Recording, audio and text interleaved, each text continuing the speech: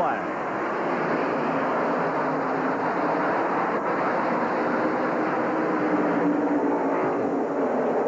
Pontiac and Ford on the front row and on the brake. To no one's surprise, Kyle Petty. I think the surprise is going to be how big a break, Mike. He's shown so much strength here year in and year out. They're just wondering if they can even hang on to him now. Pontiac, 3 Fords and a Pontiac. 492 laps here. Those 3 Fords are Elliott, Brett Bodine, then Rusty Wallace has nipped Mark Martin for the 4th spot. Alan Kulwicki is 6th, Ernie Irvin 7th. Dale Earnhardt is 8th, Davey Allison 9th, Kenny Schrader 10th. Riding with Rusty Wallace along the front straightaway.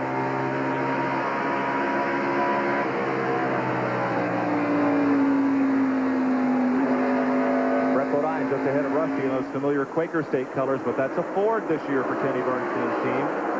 Buick is out of Winston Cup racing, turning their attentions elsewhere in the motorsports arena.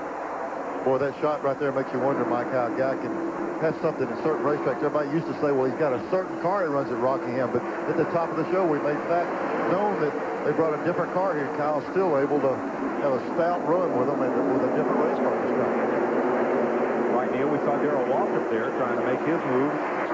Started back in 24th spot. Line 4 position. Lap 4. Waltrip working way up to the outside of Morgan Shepherd, the Daytona 500 runner-up. And Dave Marcus in the blue car debuts a new sponsor, Abilene Boots. They rode with him in the 500. Guess he had to abandon his old wingtips he used to drive in. I can't imagine him driving anything but wingtips. He probably wears his boots tonight, don't you think? They must make him wingtip cowboy boots then. Morgan Shepherd in the Wood Brothers car. And Darrell Waltrip back there midfield. You know what's unusual about the preferred line is usually the inside of this racetrack. Darrell, through year in and year out, likes to run high on his racetrack. He sets his car up to run high, and a lot of times later in the race, he's in good shape with that. Waltrip in 19th position. Race about 9th position here as Davey Allison draws in on Earnhardt. Boy, Davey is really sticking nicely on the bottom of the racetrack. Remember the last race, he started coming on, the longer he run, the better he run. That's the tendency of that car of Davies down here. Earnhardt's loose. You see the back of that car? Now that doesn't surprise you. Well, I don't think he wants it that loose. No. You see him dropping back. It's very seldom he'll pull over and let somebody go. Let's see what he can do with Davey now. When that loose condition really occurs, it's just like we saw that right then. Davey stuck the nose of the car right under Earnhardt. All of a sudden, the car breaks loose. It takes air off that rear spoiler. So it's kind of a defensive play and offensive play. You know, it really affects the guy in front of you when you do that.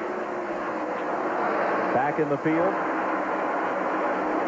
Well back behind this battle, there's Richard Petty running in 27th spot, qualified 29th. He and Derek Cope pulling up on Sterling Marlin and Ricky Rudd. Back up front, Bill Elliott is running down Kyle Petty. Now, those wheelbarrows full of bonus money apply only if Kyle wins the race from the pole, from the outside pole. Elliott's potential winnings approximately $45,000 if he goes to victory lane. I tell you what, Bill Elliott's getting in the corner a lot faster than Kyle is right now. I don't know whether the chassis is getting loose or what. Buddy, you hit the nail on the head. Watch right here as they enter the corner. This is when Bill runs all over him, getting down in the corner. And boy, if you get a car that gets loose getting down in the corner here, you're in trouble. Here's Elliott going to drive up under him coming off the 4th turn. And the fans come to their feet as the Ford leads the lap for the first time today.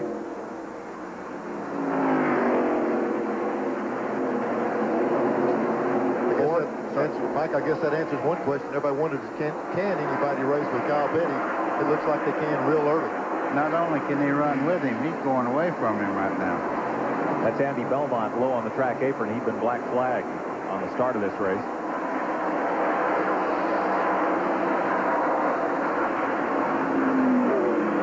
So it's Elliott who's going to wander off from the field now for a while. Yeah, you know, Bill's pulling away, but it's a combination. Kyle is dropping back. He's having some kind of trouble because the third-place car is really gaining on him, too. There's that battle again. Darrell Waltrip and Morgan Shepherd continuing to move up. They are closing in on Jeff Bodine in the Bud Moore car, number 15. Great story here. On the starting grid of the Daytona 500, Bodine said, you know, I've been watching the Olympics on TV and watching those guys on the bobsled. They got good pushers, but they need a driver, somebody that understands the banking and the G-forces. I want to go drive a bobsled. And Tuesday he will at Lake Placid, New York. The bobsled organizing committee has invited him up to audition for a seat.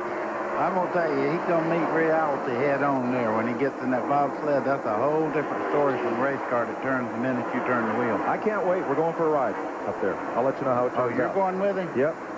Wish I'd been to Buck Baker School first, but I guess he'll have to wait till after. Neil, we better really learn what we're doing up here if he's going to ride in the bobsled.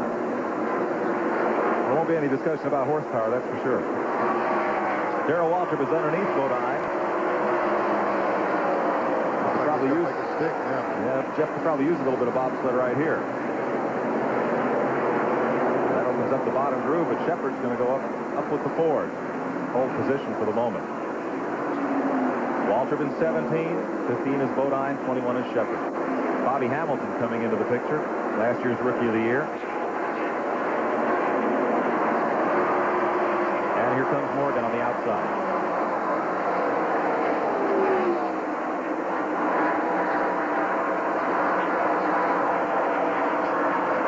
See a lot of cars that are just not stuck to the bottom of the racetrack, even this early in the race. Mike, you know what's unusual about that? As we talked about at the top of the show, it's clear as a bell. There's not a cloud in the sky, and it's the same way it's been since they unloaded the cars. If you've ever had the opportunity to set a car up for a race, it's been this week. There's not a cloud in the sky. You can't say the sun's out, the sun's in. You don't have any excuses today. You've got to have it ready. Things have been perfect all week long. Let's move up, Neil, and look at the race for third. Here's Brett Bodine. That Quaker State T-Bird and the Miller Pontiac for Rusty Wallace closing in. Yeah, Rusty's working real well, too. He looks like he's gaining a little bit on Brett going in the corner also. You see him gain there. Brett's car is handling extremely well. The back end stuff right down. Just as I said that, he turned sideways. He heard you. Rusty is there. Third and fourth at stake here. Elliott leads. Kyle Petty is second. This is the race for third. Del McCowart there is a pick. See if it loosens the Quaker State car getting in the corner. Before, when you drove up behind Earnhardt, he got him loose, but it looked like Brett Bodine's car was sticking a little bit better. Derek Cope having trouble early, changing 4 tires on the Purelator Chevrolet, which is now crew chief by Barry Dodson, at least for this weekend. Doug Williams departed that team early in the week. Neil, that looks like he may have had a tire equalizer or something, because he's changing all 4 this early. It has to be some big problem with the vibration or something. Yeah, you know, it's hard to pick which one it is, and everybody says, well, tell me which tire it is. The vibration's so bad, there's no way to tell. You just have to change all 4 of them. Left rear tire was down on that car. They changed all 4. Now Mark Martin has come out to make this a 3-car race for third. Within striking distance of Kyle Petty.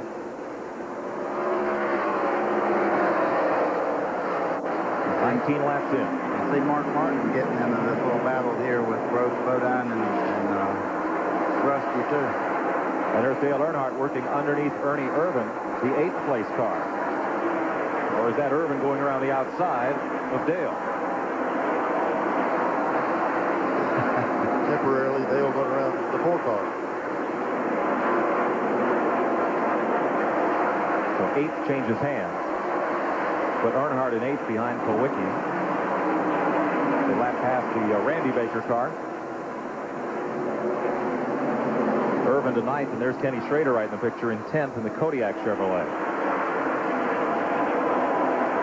If people think the factors aren't involved, we're looking at a fleet of Fords up front, and here's Chevrolet's strongest contingent, the 3 of them running right there together in 8th. So, you know, the guys got work to do. They've got to do some work at the factory to close them back up. And there's the Gantmobile. We used to call it Oldsmobile, but since Harry won all their races last year, we got to call it the Gantmobile. Dave Marcus just blew a motor going into turn 1 down here. Uh-oh. Stepped up his boots, did he? We'll get a caution flag. First one of the day, lap 22. Dave Marcus lets down a big plume of smoke in the back straightaway.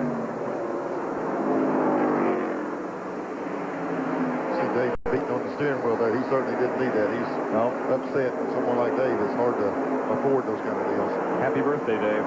51 today. Not a good way to celebrate. Bill Elliott had built up a 3.8-second lead in that first run of green flag racing. And here's Marcus coming in. He's going to take it right to the garage area. Neil, one thing you can bet on. Those cars that were running loose, they won't be loose after the stop. They'll be turning those bolts on the back there trying to tighten those cars up. It's a miserable place to drive when you're loose. Before the race started, we noticed there was more spoiler angle on these cars than I've ever seen in cars. Short tracks, you don't know the angle they're running here. They're having a hard time tying the rear of these cars down on a hot day like we have now with a lot of sun. So they've still got some work ahead of them to tighten them up. Well, Bill Elliott will stay out on the racetrack, but as you saw behind him, almost everybody else comes to pit road. Kyle Petty, Brett Bodine, Rusty Wallace, Mark Martin, Davey Allison, Alan Kulwicki, Dale Earnhardt, Ernie Irvin, Ken Schrader, and Harry Gant, the way they were running at the time of the caution. Here's the pits of the pole sitter. You know, I have to question that call on Elliott. They've run 24 laps already, and I guess he feels those tires are working well, and the car was running up front without any problem, but 4 tires and chassis adjustment might put him in a little bit of a problem when they start back. Well, sure, but what's not to like about the way that car was running? We'll see. Yeah. You saw Jim Long there in the picture back at the rear tires. Car owner Felix Savati gave Jim a Rolex watch. They're rewarding the crew for that pole run. And Felix, who has been known to spread the good stuff around, has promised engine builder John Wilson that if Kyle wins this race today, John will get a brand new Pontiac Grand Prix. Whew. We are 25 laps into the Goodwrench 500. Bill Elliott stayed on the racetrack. He continues to lead. We'll be right back.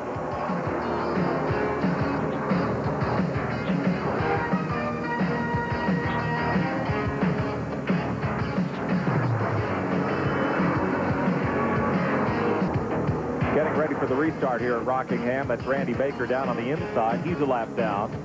He'll be joined in the low lane by Derek Cope, who lost 2 laps on a green flag pit stop. Here's the way they're running at 26 laps. Mike Skinner did not stop. The rest of the field did. So he's behind Elliott. There's your top 10. Ernie Irvin was 9th at the time of the caution flag. Had a long stop. Came out 18th. This should be a good gauge for us, Mike, to see how much new tires affect the car. Elliott didn't stop. He's got old tires on, Rusty, and all the guys right behind him put new tires except for the second place car, and we'll just see if they can do anything with it. Green flag. Second one of the day. You know, during the week, I'm sure Junior and them had a gauge of what, when they put new tires on, how much they gained and what they lost. And if the car's handling well, we're going to find out pretty quick here. It looks like Rusty's going to be on him pretty heavy here. Wallace is there right behind Bill Elliott. Well, it's such a different game with the radial than the bias fly tires. Here comes Rusty. That answered the question, I think. Caught Bill up to the high side. Pontiac and Pontiac. They double team the Ford. Yeah. I knew I was right when I said it. I don't know why I questioned myself. There's just no way to overcome a brand new tire for 2 or 3 laps. I'm not saying that Elliott can't wheel them back in, but I bet you see him put tires on the next stop. Challenge for the lead right here. The 2 Pontiacs go at it. And Kyle Petty retakes the lead. Let's go to Glenn Jarrett. Well, guys, I asked Jim Brewer crew chief on Bill Elliott's Ford if that was indeed their plan, not to pit or miscommunication. He said no, that they talked to him. They felt the car was performing well. They felt like the new tires might be quicker for a few laps, but then the field would come back to them. So Tim's sitting here mighty nonchalant right now. He doesn't look like he's got a care in the world. They've dropped back to 3rd, but they feel like it's a race to come back to them. Well, let's see. That was Felix Sabates, you saw, the fellow who owns Kyle Petty's car. You think he ordered a Rolex just in case in a Pontiac so he can pay everybody off today? Might have. 2 in a row Kyle has won from the pole in this race. Over 400 grand. They're in the Fords now. Will they work together or will they battle for position? 3 of them. Elliott, Martin, and you're riding with Davey Allison. Andy Belmont has taken his car to the garage. Davey's going after it on the outside. Well, Neil, he's handling good down the straightaway again this race. Yeah, I talked to them this morning. They were concerned about changing motors, and Larry McReynolds told me, he said, you know, used to when we changed motors, I was concerned. He said, every time we change motors race morning, we win. So that's, he said, I'm always asking Robert, let's change this morning. Yeah. They got their wish today. They got a new one in there. Davey said the last lap of practice yesterday, I think it felt like it was about to seize. Riding with Mark Martin, getting active behind him. Those three Fords are about to be joined by a black Chevrolet. Yes, who? Up front, two Pontiacs, Kyle Petty, Rusty Wallace, keeping close tabs on one another. Then the three Fords. Oh, that's nice. Look at that windshield. That has to be fun. That's not too bad right now, but later on the day, as that sun starts down over turn one, believe me, that can be a problem right there. Let's go back to sixth spot. There's the battle. You see Earnhardt, he's cleared that pack. So too is Harry Gant. Then it's Alan Kulwicki, Brett Bodine, Dick Trickle in the Stavola car, along with Huck Strickland, Darrell Waltrip, and Dale Jarrett. That's the GM pack, pretty much.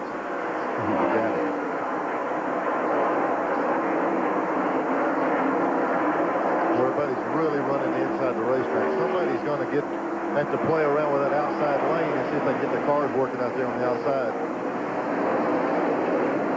Everybody on the bottom. Davey Allison just went around and moved into third. Around Elliott, he's fading further back. Those radial tires may be good for more than 4 or 5 laps. I mean, of advantage. 4 or 5 laps of advantage over one tire. You know, here we are looking at Elliott just dropping back and dropping back. It's just simple. You wear the rubber off the tires, they're down on the lower tread, and it's no different. When you get them worn completely out, they're not as good. And he's just got a little less tire than the other guys. He can't keep up right now. But can you win this race 5 laps at a time like that? I don't know if you can win it 5 laps at a time, but when you're up front, you're out of trouble more often. Mike, it may not be that much faster than new tire, but they last longer. What Neil was saying is he's used his tires up. His good part was way back in the race there when he run real fast. And now you got a situation where everybody else is on better tires than him, and they're just eating him alive. The Gillette Halfway Challenge is part of today's telecast. The driver leading at halfway wins 10 grand, and one fan at home will get a chance to win a new Chevy Lumina Z34. Here's the number to call. You'll be charged 95 cents for that call. You must be 18 or over to enter. And must call before the halfway lap to be eligible for today's drawing. If you're called at home and can name the driver who wins it, we'll tell you who that is. You could win that car. Look at this. Does this remind you of last year a little bit? Here comes Harry Gant. And it's not even September. I guess it doesn't have to be. Oh. Mike, here's Davey right on the rear bumper of Rusty Wallace, and he's running all over the two guys that are right in front leading the race. Davey's trying on the outside. That's not an easy place to do it, but he's been passing on the outside of the racetrack. So now up front, the two Pontiacs are joined by the Ford of Davey Allison. There's his view of Rusty Wallace just ahead. Davey won here last fall on TNN. Look at that glare from the front. We're looking at a Rusty's car now. We're going to have to talk to him. They're cleaning his side to window and leaving our side dirty. I just wonder who's doing that to his windshield. What car he's been following that's losing that much fluid. Doesn't take much, just that little bit of spray. See how clean the back window is. Mike, here's a good example. We're looking through this rear window right here with these rear window straps. That shows you how much downforce, how much aerodynamic design. Look at that window buckling with just the air rolling over that back window, laying on the spoiler. Generate a lot of air pressure going around here at 150 miles an hour. Most airplanes will take off at that speed or less. And that is Davey. We're looking at the front window, so things have changed in that one lap. Second place. Steve? Earlier, you talked about John Wilson, the engine builder for Kyle Petty. Well, I talked to John this morning and some other engine builders. I asked them all the same question. Which is the most durable, the General Motors hard lap or the Ford? And they all said, well, they're very close. If there's an edge, though, it goes to the GM product because due to the horsepower and torque curve of the Ford, a lot of them have to run a slightly lower rear axle ratio. That means more RPMs, and over a long race like this, those RPMs can add up a lot of wear and tear. Good point. Well, right now, they're wearing and tearing on the front spot. Kyle Petty, Davey Allison, Rusty Wallace. Man, that's impressive. You see him just pass Kyle down the straightaway and drive away. He's had to pass almost all the key figures in this race on the outside of the racetrack, and that's impressive early going. Well, nobody will give him the bottom.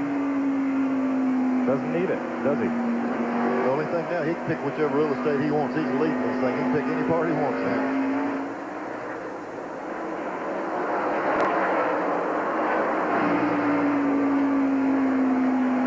There's one more car on the move that's about to catch that pack, and that's Earnhardt. There's that lead pack.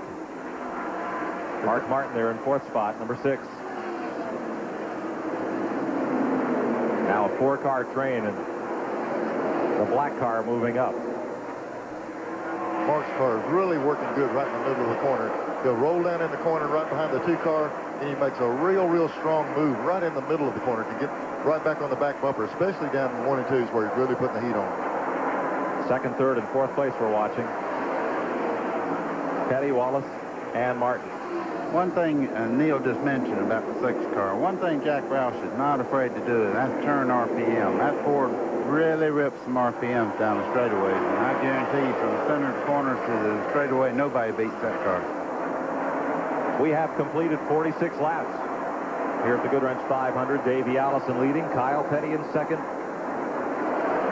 Rusty Wallace in third, Mark Martin, and Dale Earnhardt. That's the front 5.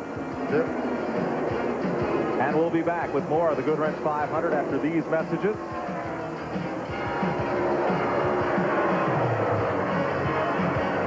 And some thoughts from Rusty Wallace on the 1992 season ahead.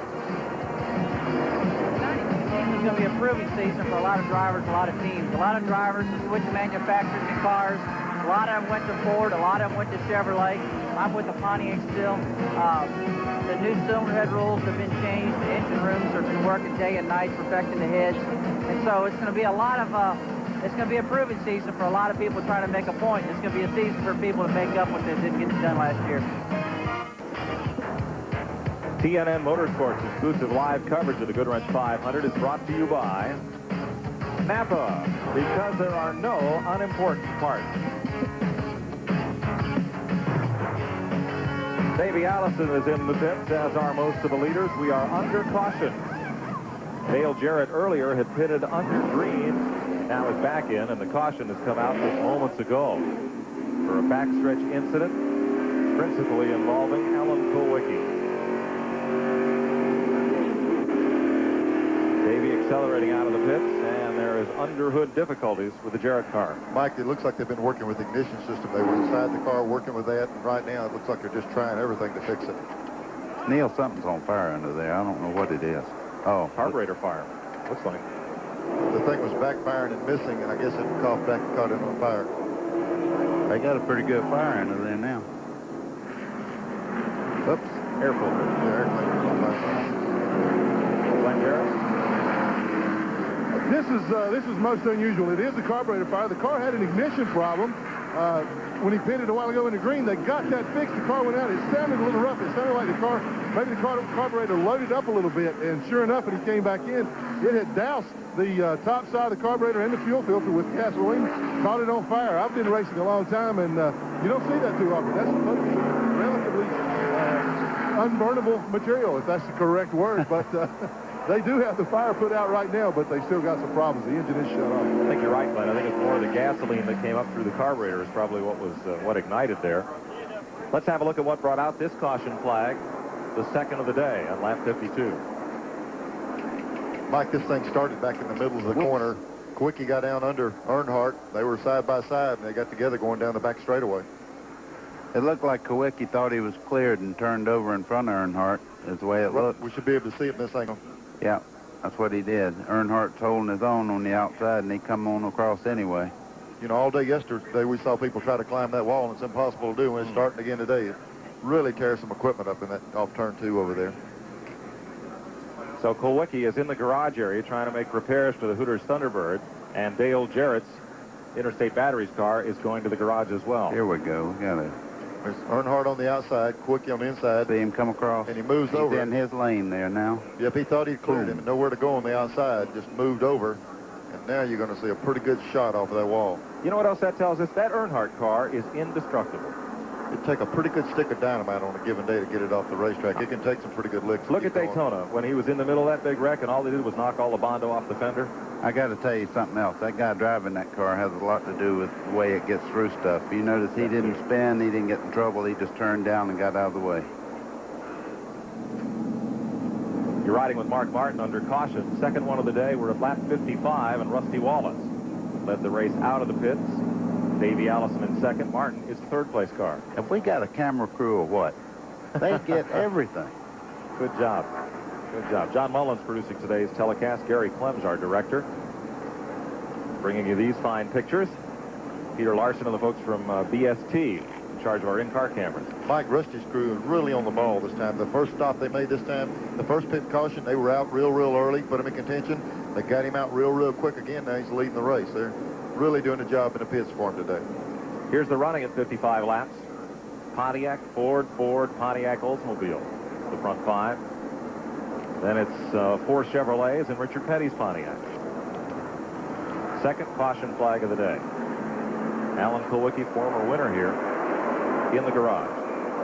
We'll look for green this time by at lap 56. Derek Cope, 2 laps down, is up there in the front of the bottom lane along with Randy Baker. And Mike Skinner is the third car in line, the Glidden Paints car there. Ready to run once again.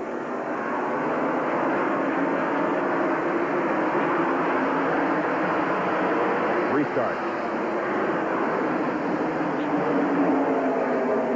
That's a good route. Rusty to get down and get on that bottom lane. See how I left Davey out there? Just you have to go around the car. And in one corner, it really holds you up. And look at the differential. Wallace had that lap car in the pit. So this is a view Rusty Wallace would like to have all day long, looking out the back window at everybody. Right. Dale Earnhardt trying to come back up through between Hut Strickland and Darrell Waltrip. Waltrip started 24th. He's now 6th.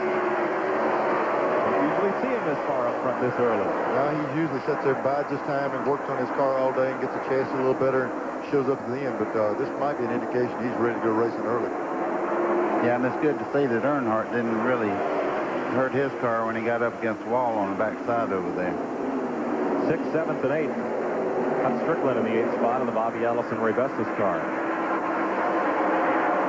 Looks like he tried it on the outside there and slid up a little bit, buddy. They might have to play around, check some toe in or something on the car because, you know, that thing's pretty tough, but it's hard to take a lick like that. You know yourself, there ain't no such thing as hitting easy here.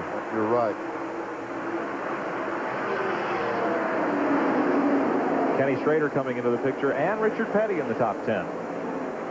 Here's Davey Allison getting underneath the lap car, the Purelator Chevrolet for Derek Cope. Going to drag Mark Martin right along with him in the Valvoline car. Off the racetrack just a little. It looks like Davey's car's a little bit tight right now. You know, first of the race he could do about anything he wanted to do, and looks like he's a little bit tight. But, buddy, that's an indication, reason maybe the longer they run, the better he gets. Yeah, I think so. That car is really handling super good. And look at O'Hare again. He don't know it's not September again. No. Hansom's coming right up in the picture here. He's the 5th place car.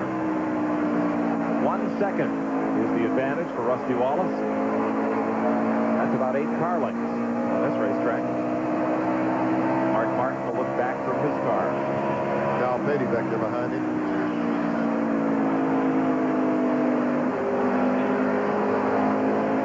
I tell you, Kyle has got to really use his head today. Even though they got a car that might just lead the race, they've got so much on the line to win this thing. He's got to keep that thing out of trouble all day. We heard him say early, we got to be there. You got to be there at the end of the race. Him and Earnhardt talking about that. The key is to get 450 miles behind you, then try to win the thing. And they might use their head a little bit today and try to save some of that race car for the end. He's in 4th place right now, behind Mark Martin. Kyle's 2 victories from the pole put him 4th on the list of winners for this race.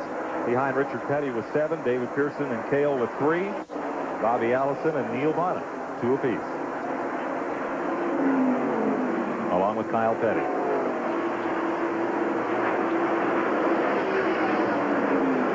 Harry Gant closing in on them now. Mark Martin's running super good, too. He's just moving right along here. And Davey Allison, you see, reeling in. Rusty Wallace. About a half a second lead now. Yeah, as we were talking about, I'm not so sure Davey's car is not going to be tight on every race car and come to him a little bit. I think that's one of Larry Reynolds' strong suits. He can make the car run good late in the race. Every time we talk to him, he always says, boy, I want it to go green. I want it to go green. That's nice to have that. We're at 64 laps, Neil. Rusty Wallace, the leader. Davey Allison, Mark Martin in 4, Kyle Petty and Harry Gant are the front 5. There's the rest of the top 10.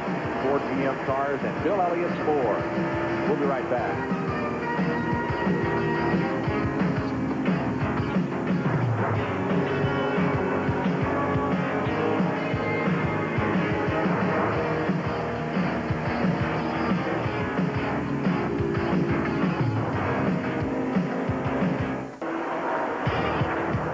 Laps complete in the Goodwrench 500 at Rockingham, and it's once again Davey Allison's turn to run out front. Mark Martin in 2nd, Rusty Wallace is 3rd, Harry Gant is 4th. You'll see Gant creep into the picture right there. Yeah, that's not creeping. He's flying right now. Well, Mike, I tell you what, Davey Allison pulled out, looks like 15 car lengths in 2 laps. If they keep this ritual up, they'll be putting the motor out of the tow truck in there all week long and change every Sunday morning. But you're exactly right, Neil. The longer that car runs, the better it gets. Under green, Rusty Wallace's view of Mark Martin's car. And Mark Martin looking back at Rusty. Rusty was leading this thing 4 laps ago, and now he's running 3rd. One guy checking out on him. Here comes Harry Gant, threatening to take 3rd place away from him. Gant coming on strong. Green car behind him, Stanley Smith a lap down. Andy Belmont in the garage along with Alan Kulwicki and now Dale Jarrett with internal engine trouble. Race for 7th spot. Kenny Schrader gets around or gets underneath Dale Earnhardt once again. Little tap. Close. You know, Neil, ever since that little incident with Alan Kulwicki on the back straightaway, Earnhardt's car is not coming off the corner like it did. It looks like it's pushing. I think he may have the toe end knocked off a little bit on it. Yeah, you're bouncing around like that, and the tie rods are probably the weakest thing on the front suspension, and they might have to get the string out and recheck that thing on a few caution blades. The thing is, you could beef up the tie rods, but then the ball joint, something else would be the weak link, and that'd be more trouble. They almost do it purposely, have one weak link in the chain where you repair it. Here's Richard Petty, who started way back in the field and has now come from 29th on the grid up to the top 10. Racing with Ernie Irvin. And the Stavola car, Dick Trickle, the new driver for Bill and Mickey Stavola in the 8 car. Bill Stavola is not here. He's up north. He's in Minnesota, ice boat racing. Qualified for the finals in his event up there, and so he's on one of those little ice boats on a frozen lake in Minnesota while we're down here in the sunshine. You got to explain that to us from the south. What is an ice boat? Is that one of those things with a sail that goes along on top of the ice with 3 runners on it? You take a 12-foot 2x4, and then crossways you put about a 6-foot 2x4, and you put ice skates on the bottom and a big sail up on top. Okay, yeah. Same weather we're having here, I'm sure. Yeah, I hope not. There'll be ice boat paddling if it is. Well, they made the change to Ford this year, and they picked their program up some. It seems like they've really got on top of the thing real quick. 3 wide down the front straightaway, lapping past Jimmy Bean's car. Darrell Waltrip trying to fend off Derek Cope, who is 2 laps down, and here's Bill Elliott right with Waltrip. That'll be 6th place. Mike, if we've ever seen what happens in track positioning, you're seeing it right now. You know, Bill was the guy checking out early, got out of sync a little bit. It's going to take him a while to work his. I don't doubt once he gets back to the front, he might be able to do what he did before. But once you get out of sync on track positioning in a place like Rockingham, it takes a long time to get it back. And here comes the other Junior Johnson car, Sterling Marlin, with the Maxwell House Ford. Coming up to battle Mike Waltrip and Ricky Rudd for 17th.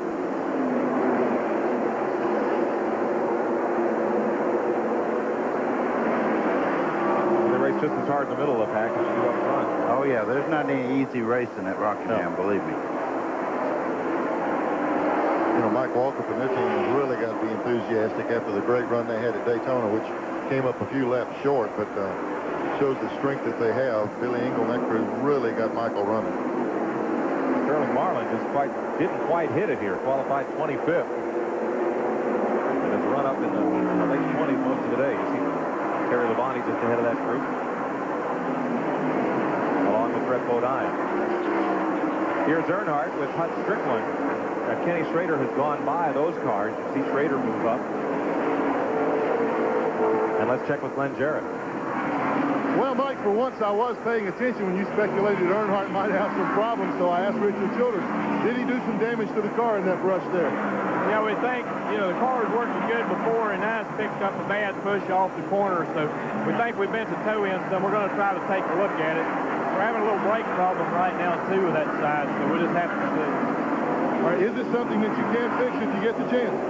I think we can work on it if if a lot of right time comes. Well, right now, he's just trying to stay out there, stay out of trouble, stay on the lead lap, give him a chance to look at that thing. That tie rod on that car, that's the one piece I guess you'd want to be the weakest link because it's the one you can most easily adjust. If you bend an A-frame or something else, that's real trouble. It turns to major surgery when you start pulling those big pieces off, and they can take that thing, even though it's bent, it's got an adjustment lever on it to where you can allow for the bend in it. Here's Davey Allison leading this race by 2.3 seconds. Behind him in second place, Mark Martin. Rusty Wallace in a Pontiac, Harry Gant in an old. Kyle Petty's Pontiac. The rest of the top 10, all Chevrolet. We'll be back to the Goodwrench 500 after these messages and Jeff Bodine's thoughts on 1992. This race at Rockingham will give us more of an indication of what's going to happen this year. This is real racing. This is gut-type racing. Slam, bang, work hard, 500 laps, 500 miles around this tough 1-mile track. If we can survive this, if we can have a good run, if we can win here, that's a pretty good indication we're going to have a good season. At the North Carolina Motor Speedway, 5th place about to be in question here. Just as Bill Elliott's car fell well back on that restart, now it's moving back to the front. He's in 6th place, chasing Darrell Waltrip. And not only that, Mike, a while ago he was right behind Darrell and going off in the corner. A slow car really clipped him a little bit, and he dropped back about 10 car length, and he's already closed that back up. So he's able to pull back up on Darrell. He can possibly make a pass on him quick. We'll remind you of the Gillette Halfway Challenge. Invest 95 cents in a phone call, and they may call you after the halfway point. They'll make one call. And if you know who led the halfway lap, you could win a new Chevy Lumina. Restrictions apply. Read the information on the screen, and there's the number to call.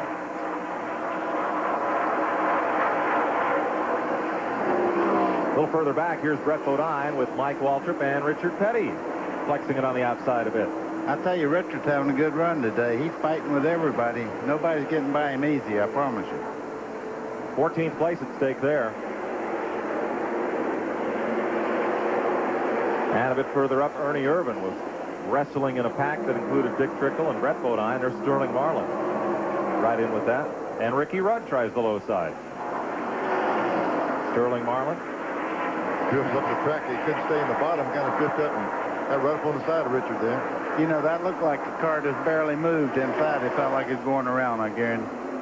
3 wide. And Ricky Rudd thought about that one for a second. Did the smart thing. Got out of the middle of that sandwich. Pretty good show when you got a whale of a race for 17th.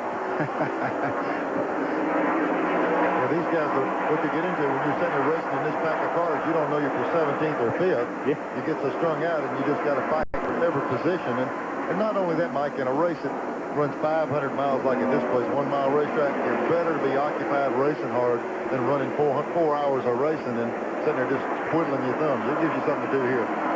Rick Sachs in the midst of that battle, number 41, the Kellogg's car. And right behind him, Rick Mass. Let's move up to third place where Rusty Wallace has his hands full with Harry Gant. And report you that Kyle Petty has lost 3 spots in about the last 6 laps here. He has drifted back to 8th place. 2 cautions have slowed us. We're close to a record pace.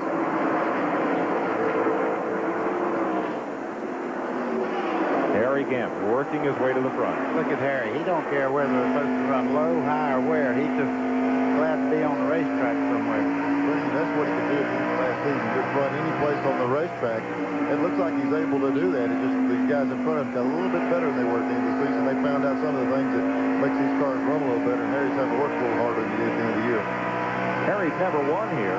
He was in a position to win the race here last fall, but an air wrench misfired on that car on the last pit stop. Dropped him out of contention. In '84, he lost the fall race by 8 inches to Elliott. In '85, Neil Bonnet beat him by 6 inches. That's as close as I could cut. Anything for the show, right? Well, he did get by Rusty, though, and he looks like he's just running anywhere, though. He hasn't really got a set groove. He's just running where he can stay on the racetrack. Gant and Davey Allison seem to be the 2 cars that can go just about anywhere they please. High, low, or in the middle.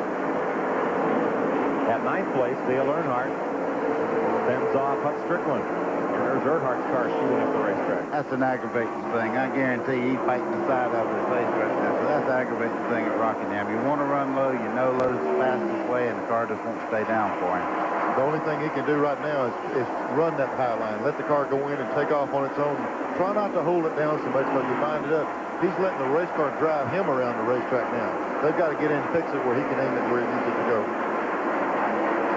That's a long way around.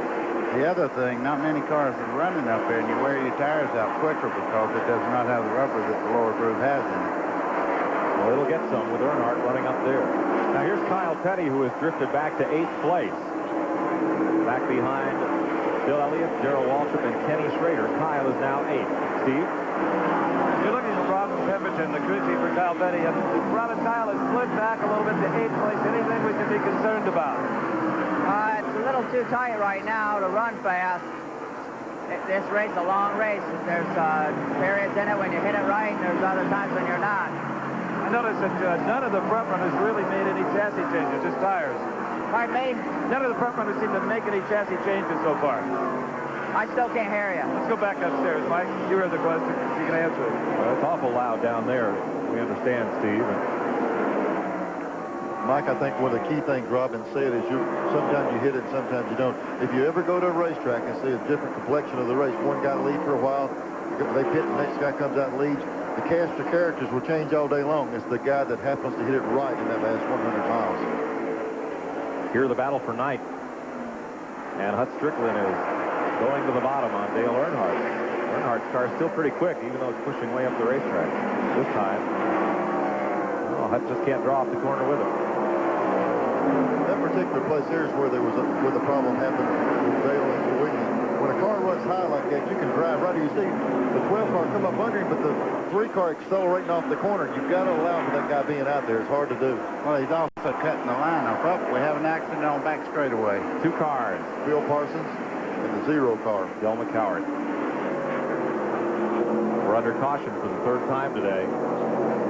There's Del McCoward out of Savannah, Georgia. Looks like Bill really got into turn too long. Saw him out the corner right, bouncing up high again over there. That's Parsons down on the apron in the Harry Melling car. Let's have another look at it. See if we can pick him up. Up, he hits Delmer in the back, and There he goes. man, that's a hard lick. He's just along for the ride there. There's no steering. Boy, on is that car. Gant just That's making Gant. it through? Yeah, and That's then the Rusty. second, third place coming through. Here's Elliott on the And outside. Elliott high, and Darrell. It's hard to tell if they got together, what the deal. If they were together early coming off the corner. Looked like they were. Then here goes the 9 car right out in the wall.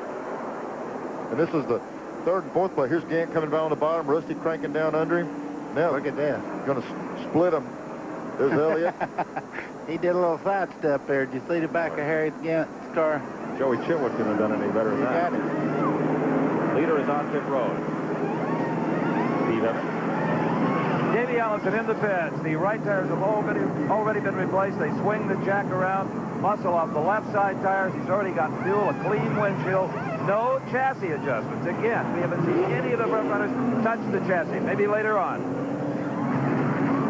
He'll lead the race off pit road. Rusty Wallace comes out. Harry Gant, Darrell Waltrip, Dale Earnhardt. Mike, that was a perfect opportunity right there to see on Davy's car. A lot of times they wonder how they change these tires so quick. If they were paying attention, the left side lug nuts were completely off that car before they ever got the right sides on. The lug nuts are real long, studs are real long, and when they jack the left side up, they just pull it off. They were already waiting on them, so they got it down to a science. Let's look at it as Mark Martin saw the incident. He's right in the middle of the corner. Delmer just lost it. Yep. That's a nice part of a replay. Here's Mark getting by, and just as this car cleared, I'm sure the 0 car backed up in the track right in front of the 9 car. Came right up in front of Bill. Derek Cope on pit road. Long stop for Jeff Bodine. He's getting 4 tires in the Bud Moore car. Well, that's what's tough about this race. You prepare and you prepare and you get the best equipment, you get the best game plan, and something like that happened in front of the leaders. You can take out 3 or 4 leaders at one time. I believe Jimmy Spencer may have led that lap. No, he did not. He's a lap down in the Travis Carter car, so it's been Ford all the way today as pit stops continue. 103 laps are complete. Davey Allison's in the front of the field. Rusty Wallace, Harry Gant, Bill Elliott, and Darrell Waltrip. We'll be right back. Well, it just waved the green flag once again, and Davey Allison scoots out with the lead by 2 car lengths over Rusty Wallace. Harry Gant in third. Bill Elliott in the 4th spot. Then it's a long way back to the 5th place car of Darrell Waltrip in race traffic. He's got Mark Martin with him. There's Davey's view out the back window of Rusty Wallace. Mike, it seems like, Buddy, like we were talking about earlier, they can stay with Davey for a few laps, and then he gets stronger and stronger. We just saw the 2 car, Rusty Wallace, do a little bit sideways off that corner. He's running as hard as he can. He knows if he can do anything with him, it's got to be early before they get some laps on the tires. Here's the race for 5th spot. Darrell Waltrip there, Kyle Petty getting underneath Jeff Bodine, and Bodine has gone a lap down. They made a long pit stop under caution. May have been a little too long, but he's gone 1 lap down.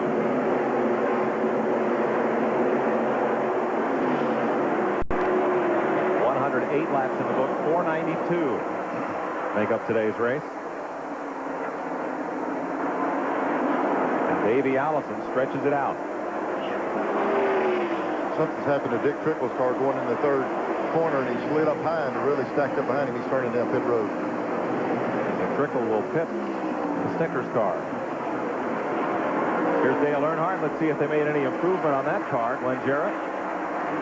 Well, guys, the seeming penalty there on Dale Earnhardt was more or less self-inflicted. They came back in to try to make some of those adjustments on the car that Richard Childress had talked about earlier. But just as they got here, the signal for 1 lap to go came out, so they had to send Dale right back out. So they did not get to make all the adjustments that they wanted to make. He's still fighting an ill-handling race car. Dick Trickle back on track with 4 new tires. Had been running in 13th position on the lead lap. Jeff Bodine, we're informed, was lapped under green just prior to the caution flag coming out, so that's why he's a lap down.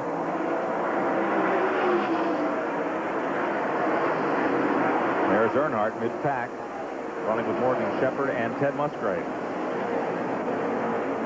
Dale Jarrett's back in the race. Whatever internal engine problems he has have been cured.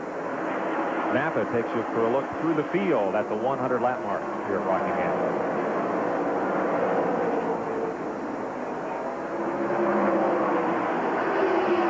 Ted Musgrave is a lap down, but he impresses me. He is quite a chassis engineer and suspension designer in addition to being a very strong race driver.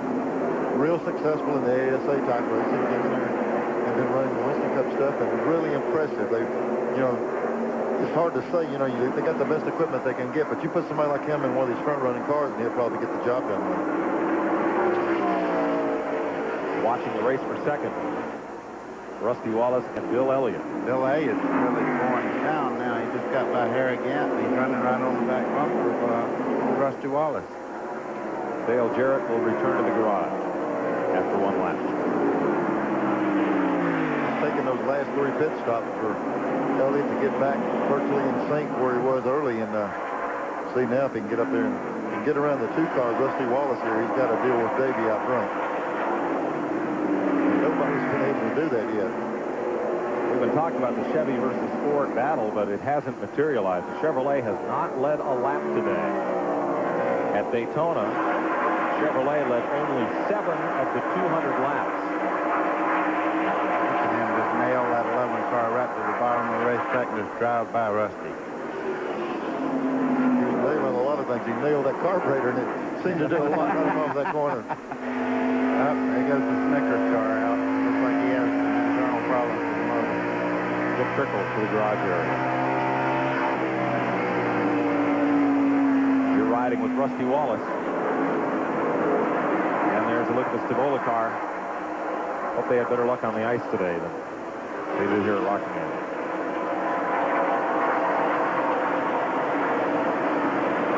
You got the big toolbox there, though. They haven't given up yet. It's going to take a big toolbox because it's pumping out the tailpipes. They're going to get way inside there when they fix it. Jerry Hill getting lapped by Davey Allison, who now owns a 1.2-second lead over Bill Elliott. You know, years ago, you just run in there and snatch that motor out and stick another one in it. Now you got to finish the race with the same block. And these guys will actually pull the block assemblies out and, you know, block assemblies down and put new pistons and stuff in them. Back at 14th position, that's where you'll find Dale Earnhardt behind Morgan Shepherd. I don't know what it is, but they just don't seem to have really hit it here at this racetrack the last 2 times they've been here. I think this is the best I've seen him run since he won the race here in '87 today. But when he hit that back straightaway wall, that took all the handling out of that car until they get to make the adjustments on it. Mike Walton was ahead of Shepherd. The 12th place car. You know, Mike, one thing, as Buddy said, when you're right here, when you come up here and test and work on one of these cars, you'll play with that toe ring. You'll move it a 16th this way, a 16th that way, a 32nd. And it's real critical on how the car drives. A lick like that in the wall can change it a quarter to a half inch, so they've got to do some cranking on that stuff to fix it. Let's move back up to the race for 8th spot. That finds Mark Martin in 8th and Ernie Irvin in 9th. You know, this is a hard race to watch. Everybody's racing out there. It's racing from start to finish, but the fastest car on the racetrack right now is Bill Elliott. He is closing in on Davey Allison. Yeah, just as you say that, buddy, it's down to right at 1 second flat. So he is the only guy on the racetrack with a shot to make a run on Davey right now. You're with Mark Martin inside his car as he sweeps off turn 2 and down the back straightaway. There's Irvin. And Ernie, I feel, took an unfair share of blame for that Daytona crash. You know, we've seen the replay now about 88 times. But it's the kind of deal where 5 years ago, if there was a wreck within a quarter lap of Jeff Bodine, he got blamed. Now it's Ernie Irvin, and 5 years from now, who knows who it'll be. I didn't see that as his fault. Yeah, Ernie seems to be on the block when something happens. It don't matter what happens, he seems to be there. I didn't see that he did anything. I think they thought Sterling had fallen back a little bit, and they both were going to get back together down the straightaway, he and Bill. And when they closed that hole up, there was the McAuliffe car right up in the middle, and it just turned them together. I believe you're right. People were quick to pin it on him because he was there, and I don't feel that was his fault. Right now, 123 laps have been completed. Davey Allison's the race leader. Bill Elliott in Fords, the Pontiac of Rusty Wallace, the Olds of Harry Gant, and the Chevrolet of Darrell Walton. Darrell Walton's thoughts on the 1992 season and these messages. For our team, our team has one goal. Our team has one word. It's nailed in their closets, in the bathrooms, on the walls, in their cars, everywhere we go in that championship. This is it for us. We've been watching a great side-by-side battle for third. Trouble in turn 2. 2 cars are in it. One looks like Brett Bodine, Morgan Shepherd. has a piece of it. And one other car was involved way up near the wall. Caution again, fourth one of the day. Here at lap 129. Jeff Bodine was the other car involved, we're told. And Del McCoward.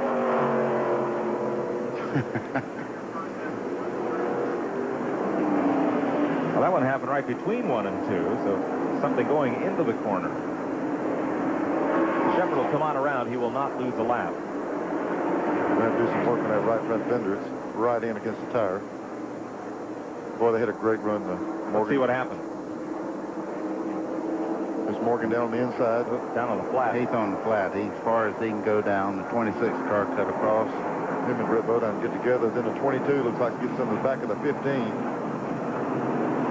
Now here's the 26 right back up in front of the guys up on the top of the racetrack. And that shows you how good the brakes work on these cars nowadays. Yeah, John, I don't think Jeff hit anything. No. That's from probably 130 or 40 miles an hour to stopping in 50 feet almost. Bill Elliott.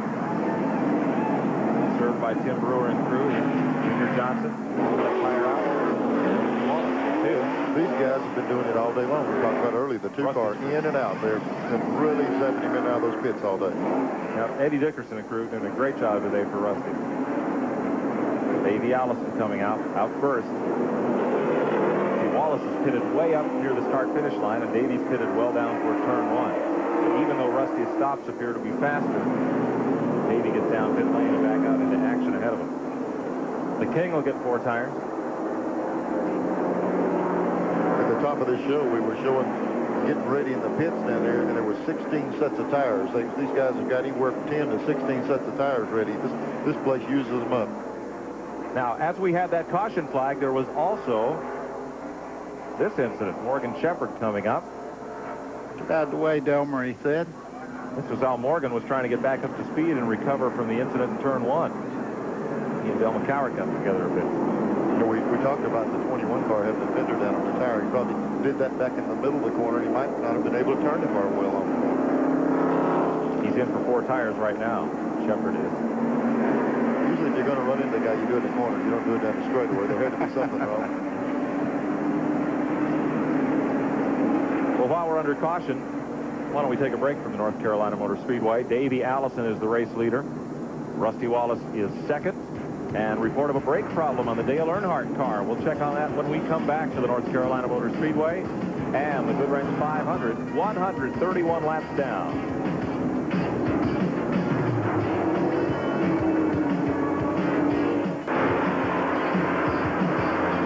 Green flag is just waved, and this restart does not include the 3-car of Dale Earnhardt.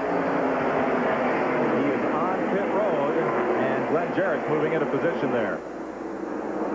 Well, they have evidently now they think they've got part of the problem here. They're putting the hood back down on the car, but this number 3 car of Dale Earnhardt doesn't look like he's going to get back in the action anytime soon. I think they're going to have to take the car behind the wall. NASCAR officials are right on top of the situation. The crew chief, Shelmerdine, is asking for some tools there, and they are indeed working on that caliper on the brake system. So now the hood goes back up.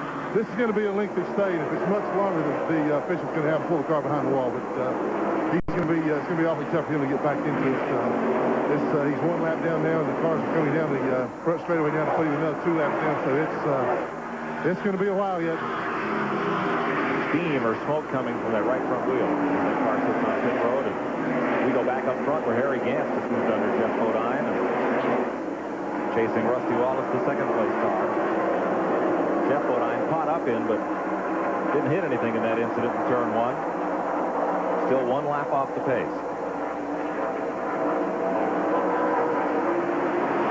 Back at 8th place, Darrell Waltrip.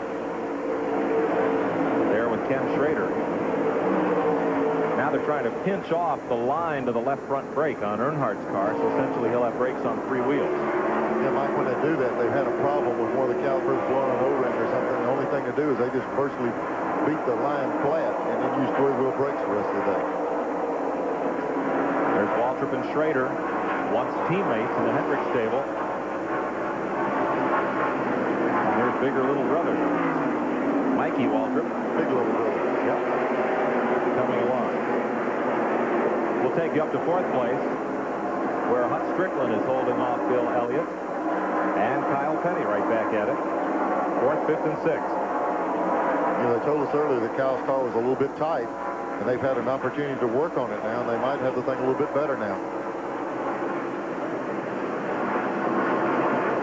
The black flagging one car down here. It's the number 66 car.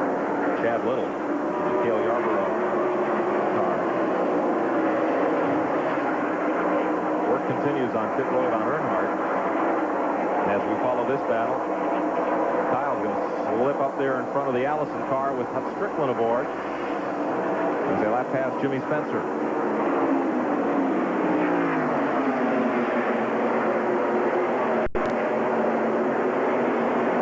Back at 8th spot, Schrader with Walter. Kenny Schrader's made the pass.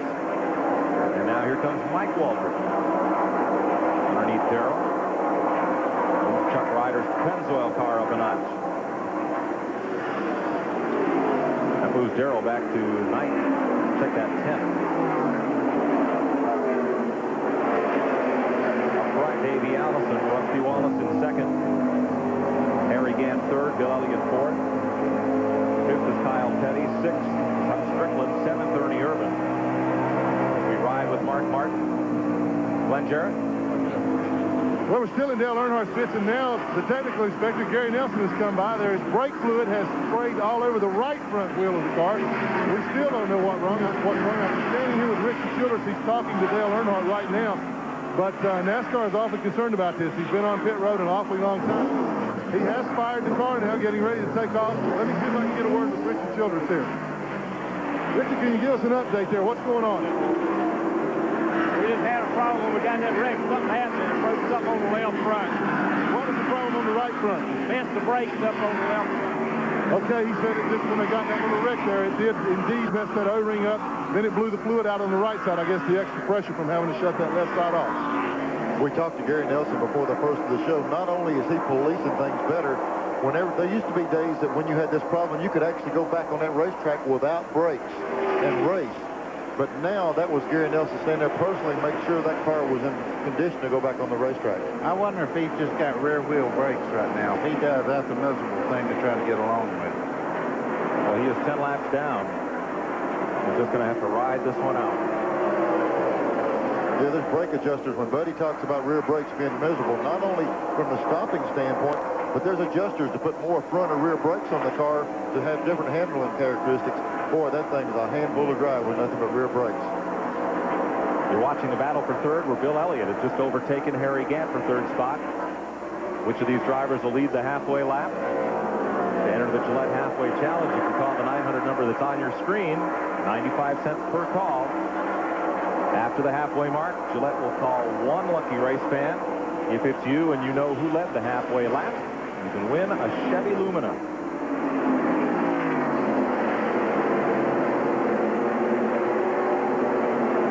Now Elliott's pulling right away from Gant once again. You know, Elliott, a while ago, the longer they ran, that might be something they've got with these cars. If they continue to run good like this. But a while ago, he was able to wind the 2-car in and pass him and work on Davey a little bit. It's taking him a little while to get back there now. First to second, 3.6 seconds. Back to Bill Elliott. Here comes Schrader and Mike Walter trying to march their way up through the field. They're in 8th and 9th place, respectively.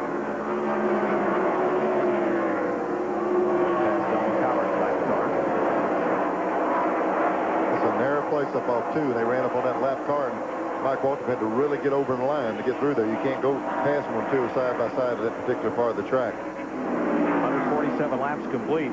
Steve? You know, yesterday, the Busch Grand National race, all of the incidents, well, most of them were up in turn number 2. It looked like a train wreck by the end of the day. And here today, Buddy, Neil, the same situation. Everything seems to happen in turn number 2. Exactly why is turn 2 the Bermuda Triangle of NASCAR? Well, let's ask Professor Baker, since he teaches people how to race on this track. Well, most people don't realize that turn has a little crown in it. And as you start off the corner, it'll unload the car towards the wall, right in the middle part of coming out of 2. And it just throws the car right against the wall, so you really have to watch yourself over there. Davey said an interesting thing. He was coaching Jeff Gordon a bit. He says, if you got your car set up to come off the bottom of the corner, if you have to lap somebody and you have to come off the top side of the corner, the car won't work at all. It works so different. Yeah. You're coming down there driving school soon, and then you'll find out that if you come off that corner wrong, it's virtually impossible not to knock that wall down. So you really have to come off there and give the car allowance to let it move a little. I think one thing that hurts you in that thing, too, the only way to keep hitting that wall is to roll out the throttle at that particular part of the track. And how many times have we seen a guy roll out of the throttle a bit, somebody nails him in the rear? Yeah. So it's almost a catch-22. If you don't lift, you hit the wall. If you do, somebody drives you into the wall. So that's really a tough place on the racetrack. Let's pick up the battle for second here. Rusty Wallace and Bill Elliott. Bill is driven away from Harry Gant.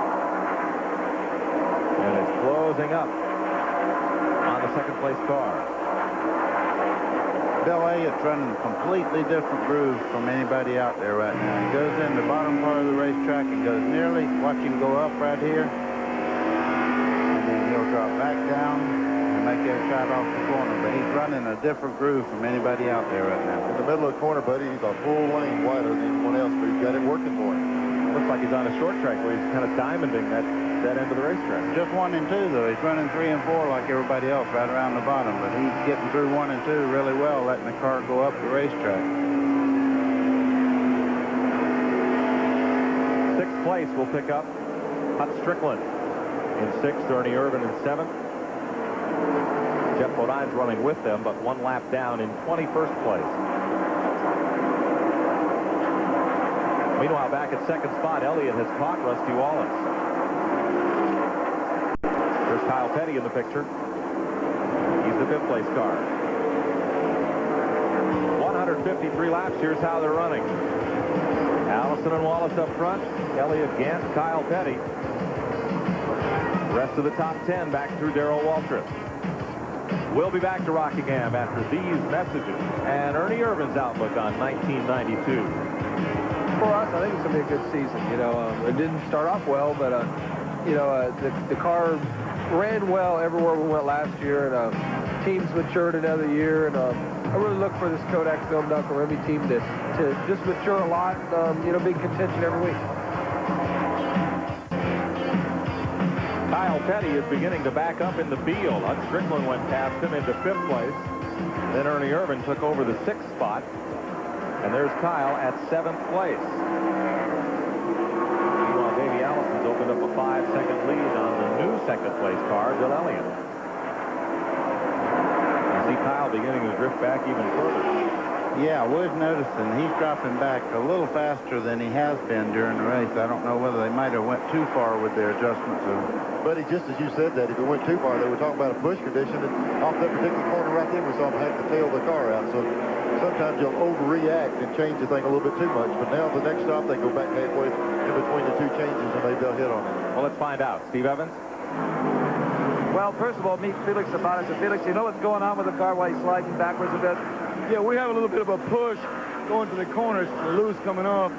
We're hoping for a long caution flag so we can fix it. You know, every year you're a story here yourself. 2 years ago, you gave Kyle a Rolls Royce when he won. Last year it was a ski boat for the crew. What have we got up for sleeper this season with Kyle? Well, if we win today, the crew is going to split $190,000. Yeah, and then there's a big bonuses for Kyle along the way. Well, there's a bonus for Kyle at the end of the year for $5 million. And this is one of the races that will count toward a $5 million bonus. Do you need any help? Right now, we need a lot of help. I want to apply to work for Sabates Racing, guys. Buddy just fainted. You know, we're joking about that, but Felix has got several incentives up. Kyle can win $1 million for winning Charlotte, $1 million for Talladega, $1 million for the points. There's $6 million up for grabs, and it's realistic that it could happen. They've got that type of race team. Going to need to improve on the way he's running right this moment, though. Mike Waltrip is moving in on Kyle Petty. 7th place is at stake here.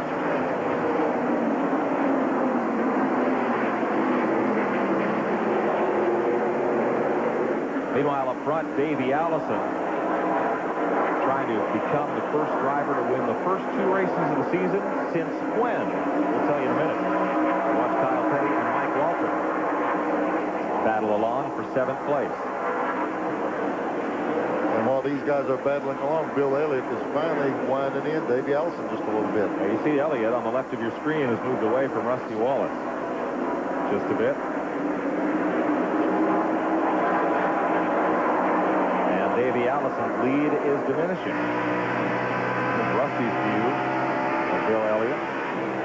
3.8 seconds first to second. Last driver to win the first 2 races of the season drove for the Wood brothers. Guy sitting to my left won the second 2 races of the season for Raymark a few years ago, Neil Bonnet, but that's not the answer. Here's Mike Waltrip moving in. 7th place again is at stake. You can see right there, you're talking about Kyle's car pushing the middle and loose off. If you've got a car that's doing one or the other, it's easier to fix.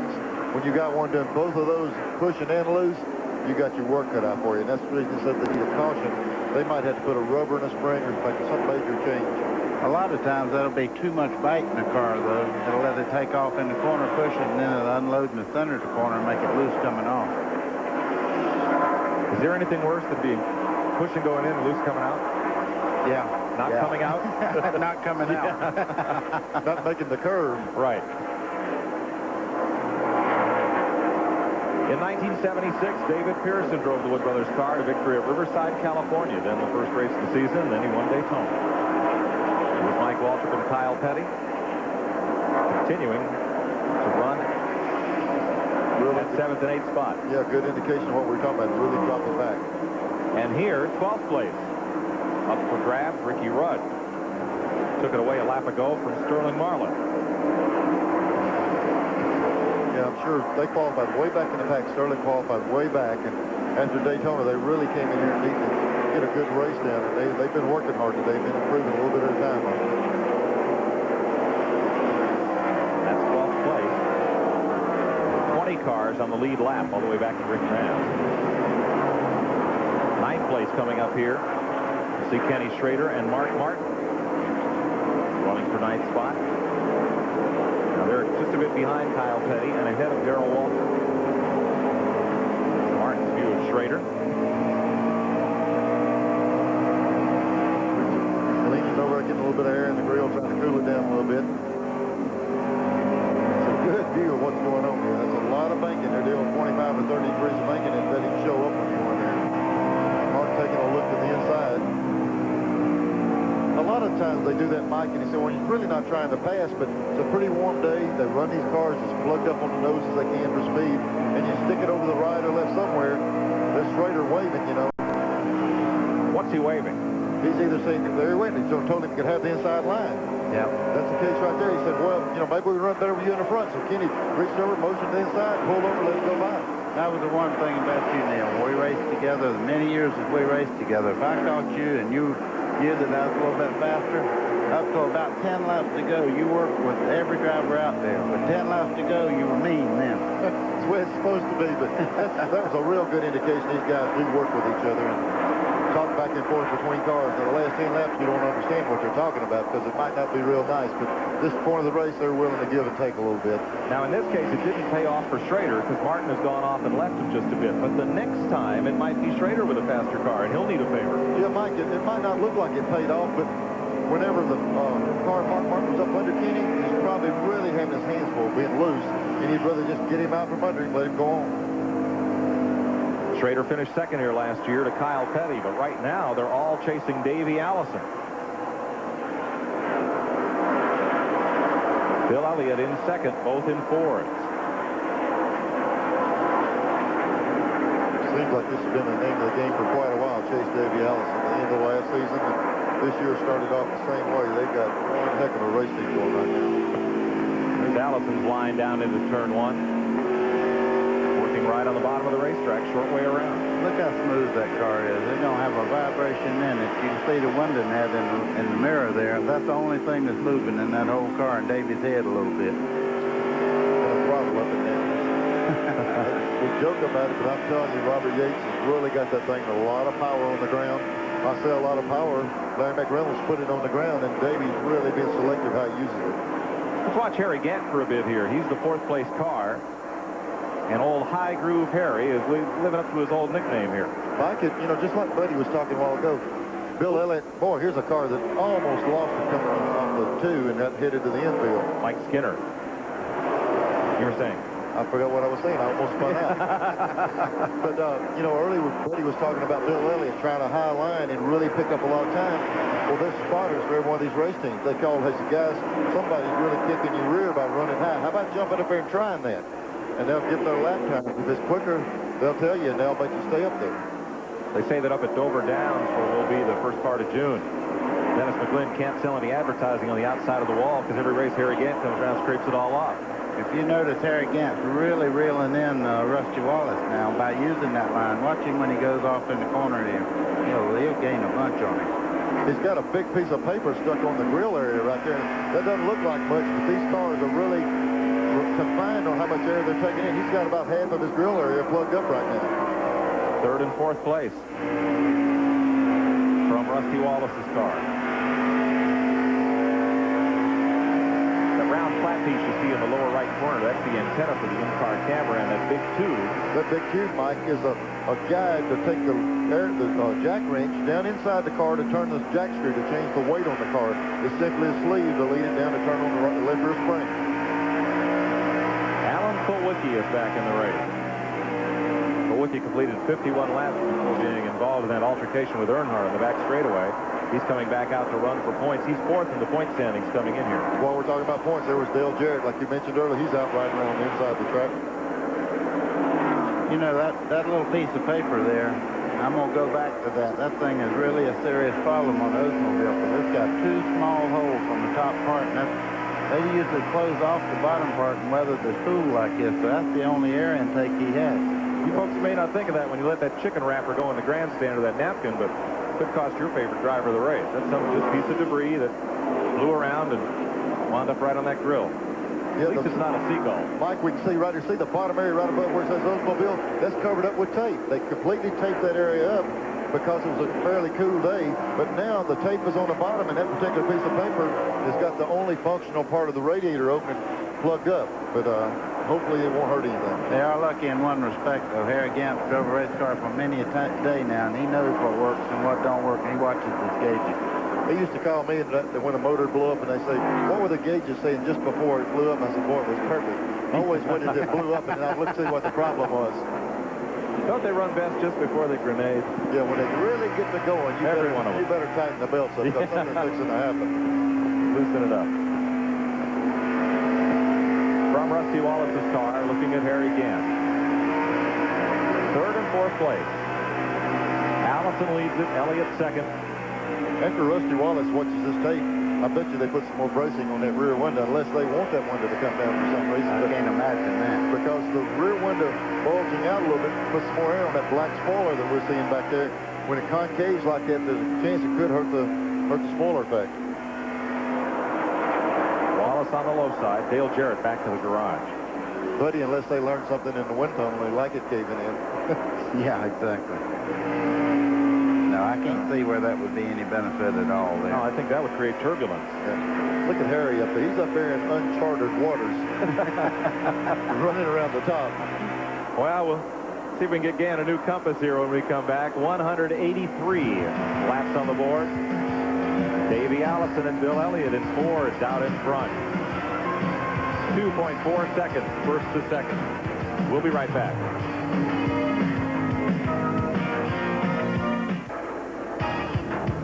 Just as this man, Davey Allison, was coming up on Rick Mast and Richard Petty to put them a lap down, there was trouble at the other end of the racetrack.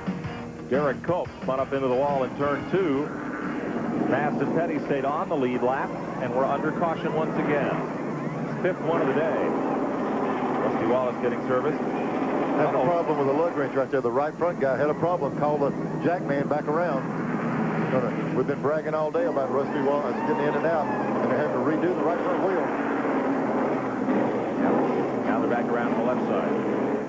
Meanwhile, Davey Allison gets done, and Dale Earnhardt comes in behind the wall.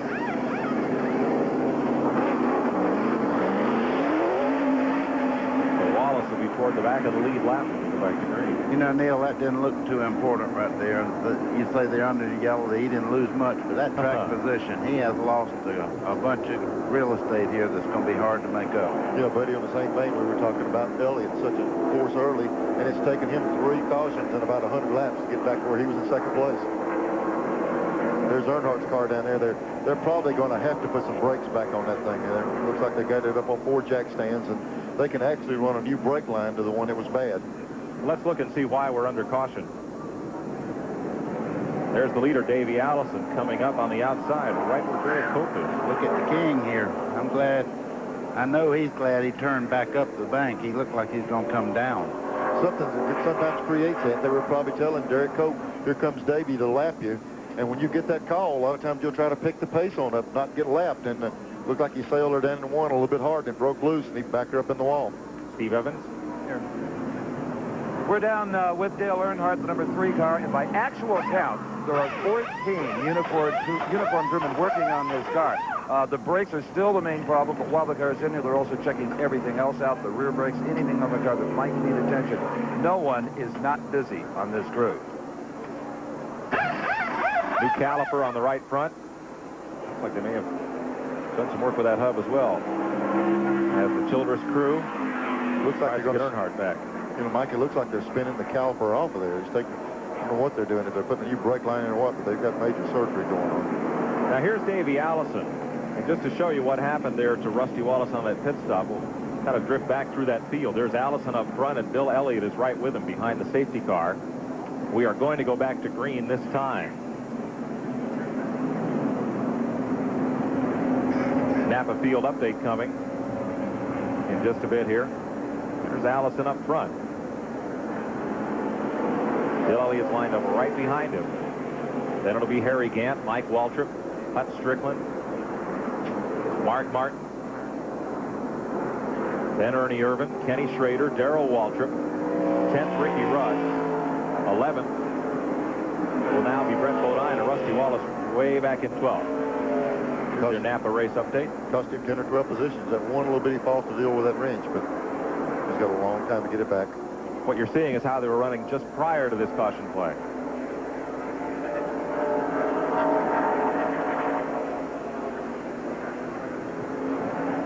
Coming slow off turn 4. Still no flag. Still not. And now we get the green. Looks like Davey started in the first gear that time.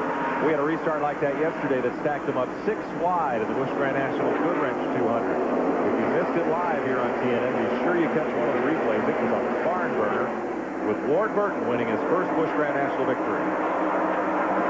Richard Petty soldiering along. Got a reprieve right there. He's in 16th spot, still on the lead lap. Kyle right behind him. Sterling Marlin there. Here's Elliott's first chance early in the race to have a chance to take the lead, and he's been working. He's had to work his way all the way back to Davey every time. He's sitting on his rear bumper now. It doesn't seem he's got enough to handle, buddy. I think he's got enough. He looks a little bit quicker than Davey, right? But like you said, Davey gets stronger as they go. Of the 192 laps we've run here so far, Fords have led 154 of them. Pontiac's been in front for 38 laps. Oldsmobile and Chevrolet shut out of the front spot.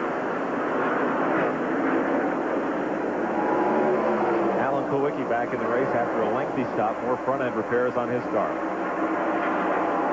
We've noticed since the start of this restart, Elliott has stayed in the bottom the entire time. While ago his quick line was high through 1 and 2. He might try that in a minute.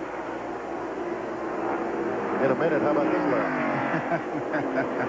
He said, I'm not getting it done down here. Maybe I need to go back up high. I think he may have lost a little bit of time there, though. What has Davey Allison got? He's got a lot of race car, a lot of talent, a lot of power, and it's all coming together right now. Super proof. You know who's been coming out of the pits first every time, don't you? Davey Allison. That's just a team that wants to win, believes they can win, and they normally do. Yellow flag. Trouble off turn 2 again. One car has come down the pit lane on the back straightaway. Maybe that's the result of something that happened back there.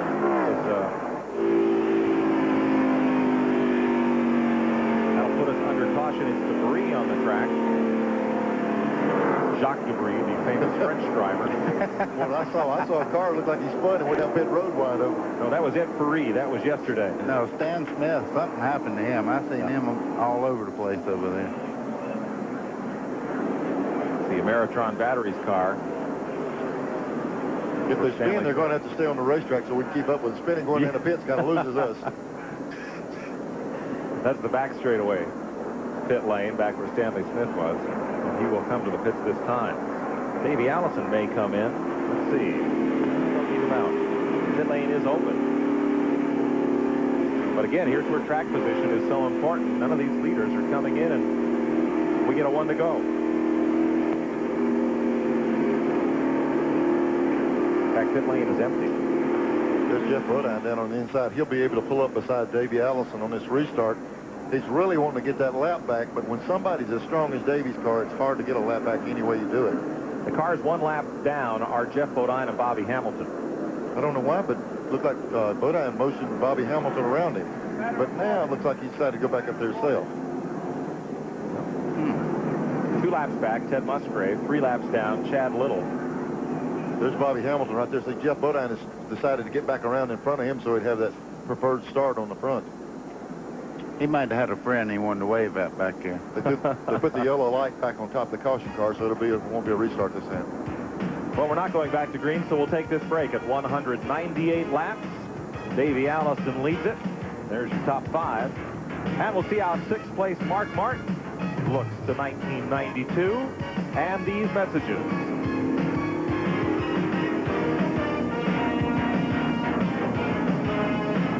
We have a better understanding today than we've ever had of what we want in our race car and out of our race car, and what to expect and what is too much to expect, and how to keep working on our stuff to make it better.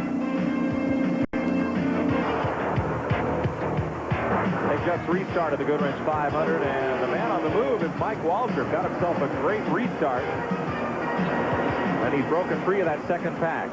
Up front, though, Bill Elliott chasing Davey Allison. Harry Gant in 3rd. The lap car of Jeff Bodine. There's Mike Waltrip, the yellow car, leaving that second pack. Dale Earnhardt back in the race. But he is some 11, make that 21 laps down.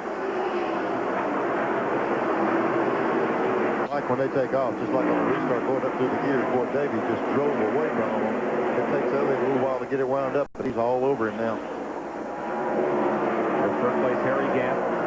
The Skoll car. Here's Earnhardt. Got himself a brake job behind pit lane.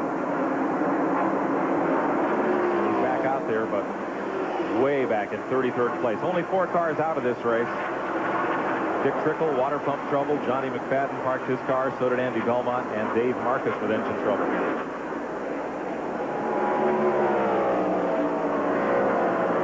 First to second for car lengths. Every time Elliott tries that outside move, like Buddy talked about earlier, he loses a little bit of ground.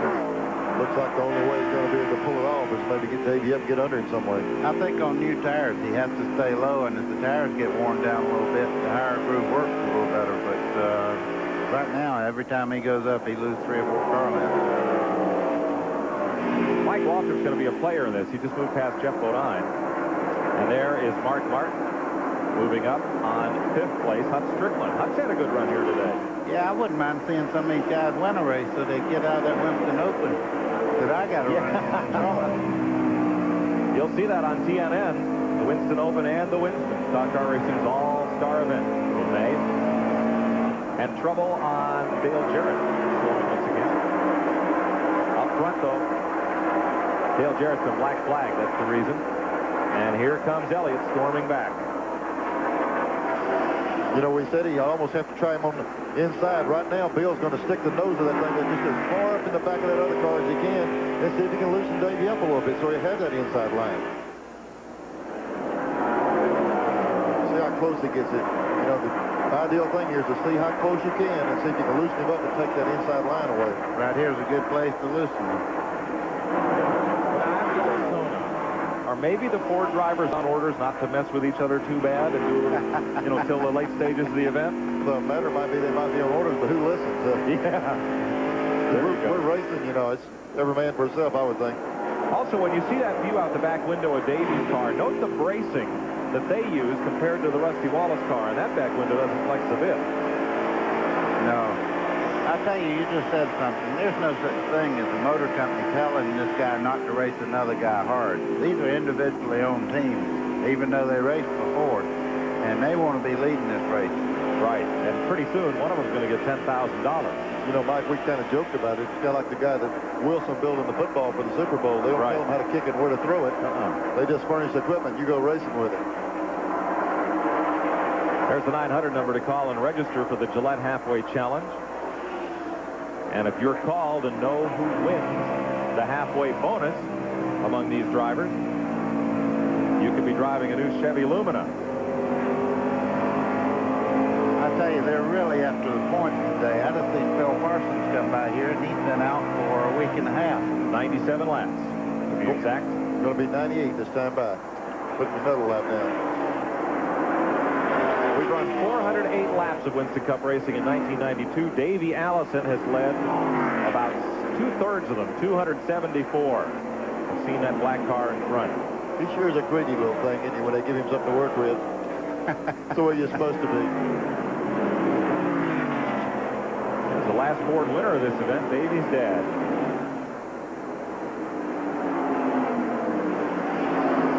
You know, that's great. You just said There's one. You just said something funny. When they first start racing, it's Bobby Allison's son, Davey. Right, now he's Davey's dad. You want to tell that story on Buck? No. Let's don't say anything about my dad. He'll ring your chops. That's right. You know, just a few laps ago, we saw Bill all over Davey, and they came up on one lap car. That one lap car gave him a 10-lap separation. So critical on this racetrack, getting a clear run all the way around. Allison, the leader. We're about 35 laps from halfway. That comes at lap 246. 211 on the board.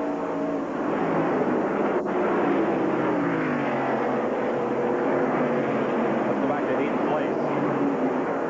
Where Ken Schrader and Darrell Waltrip go at it. This is back behind Mark Martin and Ernie Irvin, the yellow car.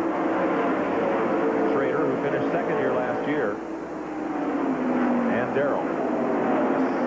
Ricky Rudd behind them, and Rusty Wallace. Going around Del McCowart's lap car, 0. Schrader and Waltrip. Now, we haven't seen Rusty Wallace. Remember, they had that misfire on the air wrench on pit road, and he took the restart green flag back in 12th place, and that's where he is. Let's go up to 4th place, where Mike Waltrip has now been reeled in by Hut Strickland and Mark Martin. I tell you, Hut's having a tremendous run today. I believe if he ever gets up there right on the leader, I think he'll be able to run with him. You see Rusty now. He dropped back to 12th. That's all he can do. When he's in second, he can maintain his position. It's tough to come from the back to the front. Let's listen and ride along with Mark Martin here for a lap.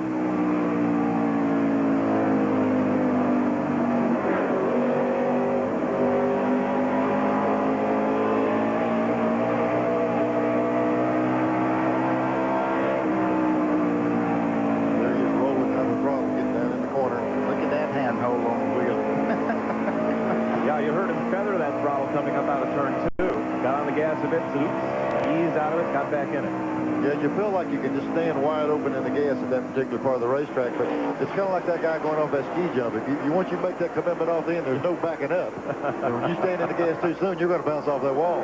You know, it works great for Mark, but I don't believe I've ever seen anybody hold a steering wheel in that position. He's got both hands together.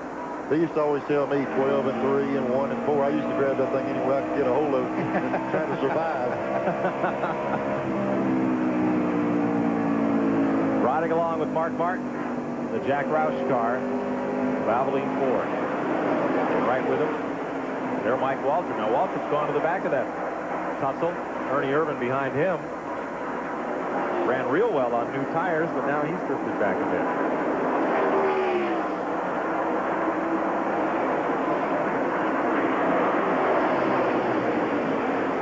Now coming up on Hut Strickland. You know, Buddy mentioned earlier that Jack Roush doesn't mind turning a lot of RPM in a car. And, you know, they sat down before the race, they say, well, we'll give you this gear, but you got to take care of it all day long.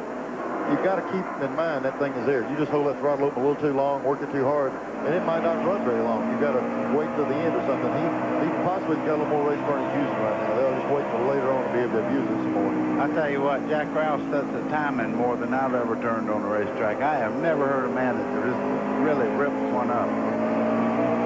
Roush's other car, driven by Wally Dallenbach, running 25th right now.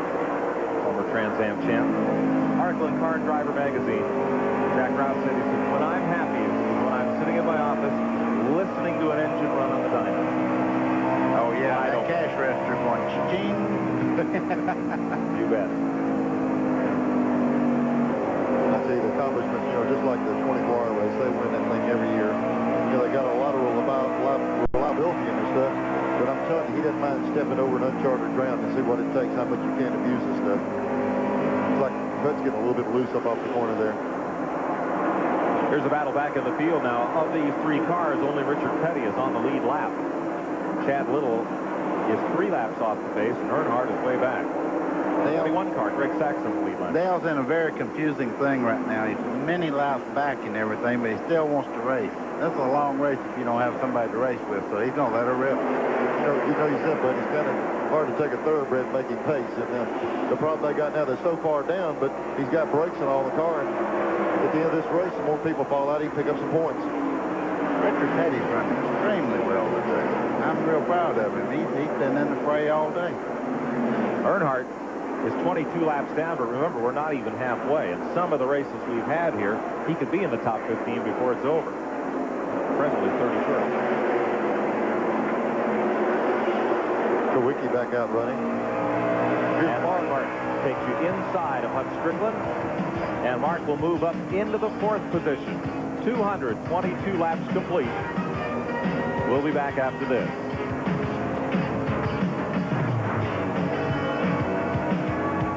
Add more life to your car.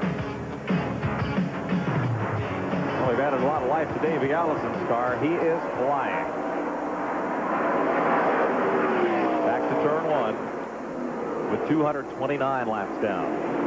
We're beginning to see Bill Elliott in the same frame now, so he's closing it in a little bit, but we saw that before. We saw him able to close in, but we never did see the pass. And once he gets there, he's got his work cut out for him again. If he can get there. The car is just right on the bottom of the racetrack and just rock steady. Yeah. The lead car always looks better than everything else out there, believe me. It always feels pretty good, too, doesn't it, buddy? Yeah.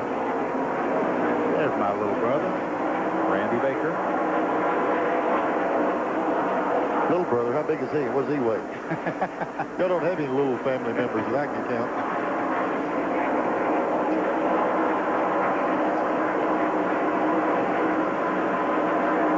Well, we're coming up on halfway, and Davey Allison right now looks poised for that $10,000 bonus. Some of the drivers we talked to had thoughts about that. Halfway through, I'm going to get that $10,000 halfway money as I cross that start-finish line. You hope at the halfway point you can say, well, it hasn't been that bad yet. If we're in a position at that point or getting to that point that we may have a shot at it, yeah, we'll gamble a little bit, maybe stretch the fuel or whatever we might have to do to get it. But we're not going to let that dictate what we're going to do all day. I learned a lesson the hard way. It's a whole lot better to lead that last lap than it is the halfway point. But he wouldn't mind the $10,000, I'm sure. I doubt seriously if you'll see him back off and let somebody else lead it. He's worried about the last one, but I bet you'll try to cash that check at halfway, too. Greg Sack's car is in trouble. He's dropped down to the apron here in the front straightaway. Looks like the cornflakes got soggy. Oh. Smoke coming out of the back up there having some kind of problem. And there's a gentleman that's not having a whole lot of problems. Nope.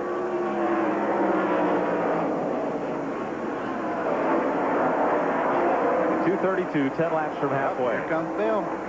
Junior said, go on up there and get that money, son. Yeah, now Junior will remind you about that $10,000 plan. I promise you, he's told me a time or two, and looks like they're going to pop the whip on the Budweiser car and see if he can get up there and take some of that money. Here he comes. Chad Little had just overlapped in the Phillips 66 car.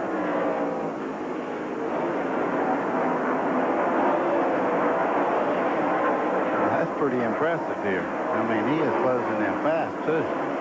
Looked like Davey hung the rear out just a little bit off that corner. The first time I've seen that car the least bit out of the line all day long. But while he was hanging it out, he was moving on out on them, too. Greg Sachs put Kellogg back in the cupboard for the day. He's in the garage. Third place.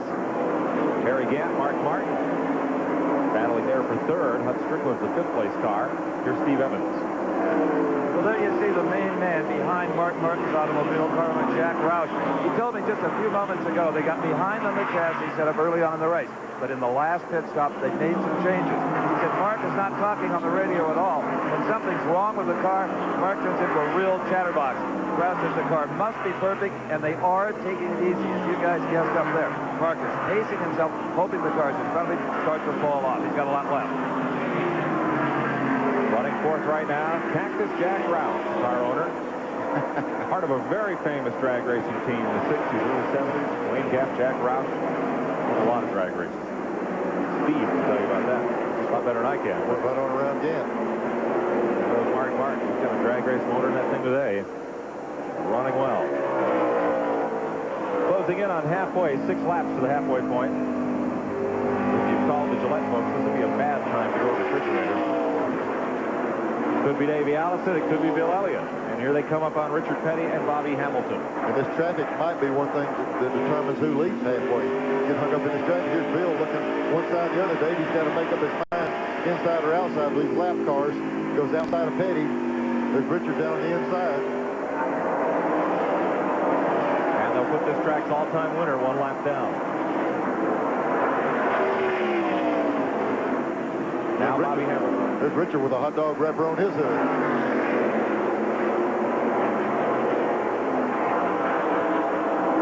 Must be a Gwalders. They're part of that fan appreciation deal. Probably stopped to get it as he went by the backstretch stand.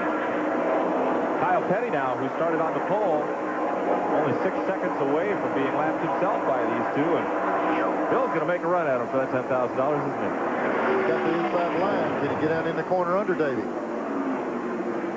Davey out handling down that straightaway. I tell you what, though, Bill has a stronger car off the corner, it looks like, coming up out of 4. He had him pretty good coming up through there. 3 more laps. When we were talking about people willing to pull gears, Junior reaching that truck too and slam one in the rear of that car, then make it hop off that corner.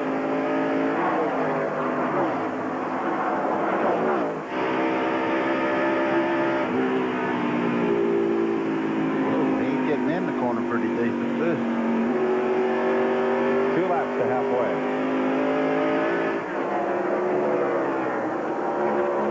Check that. We just altered that scoreboard. Let's make that 6 laps to halfway. My mistake. The racing got so good they decided to back the scoreboard up a little bit here. Make it run for a while. I believe they did.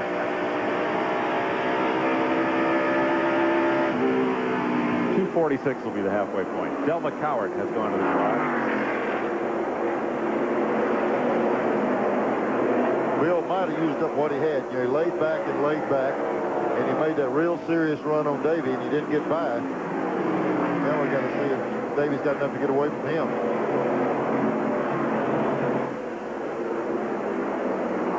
Lapping past Bill Parsons, 97 laps down, back in the race. Davey Allison's crew.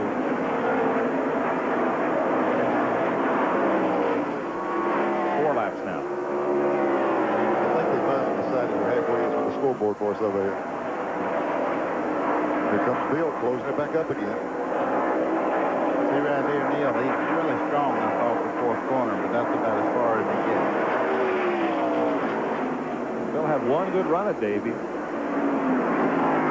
can get one more here before the bonus bucks go away. I think he's already made that big run at him, if you want to know the truth. You can get the tires hot, and they've kind of stabilized their distance there.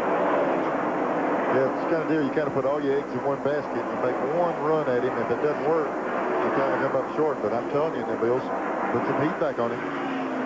There's Larry McReynolds right in the middle, radioing Davey, telling him probably how far it is to halfway on lap times.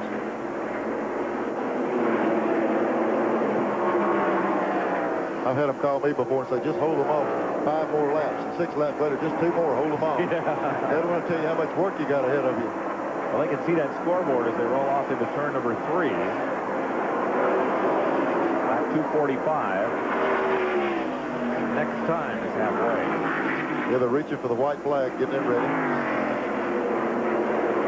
There's Bill trying that outside line with one more lap opportunity to do it. See if his sails are off in here like it's the last lap. Here he comes. Yep, he's going to make a run at it. No. Trying to turn it down under him. Davey will protect that inside line just like it's the last lap. What does that thing say? Ping, ping, to the bank. Bring the cash register at the First National Bank in Hueytown. Just see Joey shake his head. Yep. More bonus, more bonus. Davey Allison has won the Gillette Halfway Challenge and the $10,000 bonus. So if you entered the contest, they buy your phone. Davey Allison's the name to know if they call you, and you can jingle the keys to that new Chevrolet. You think if he makes a deposit, I can borrow him more at the bank in Hueytown? Maybe that's the way it works. More he puts in, more we borrow. Davey says, okay, I got the money. Go ahead, Bill. One lap late. Here comes Elliott. Was that the same Davey said it really didn't matter if you leave the halfway mark a while ago?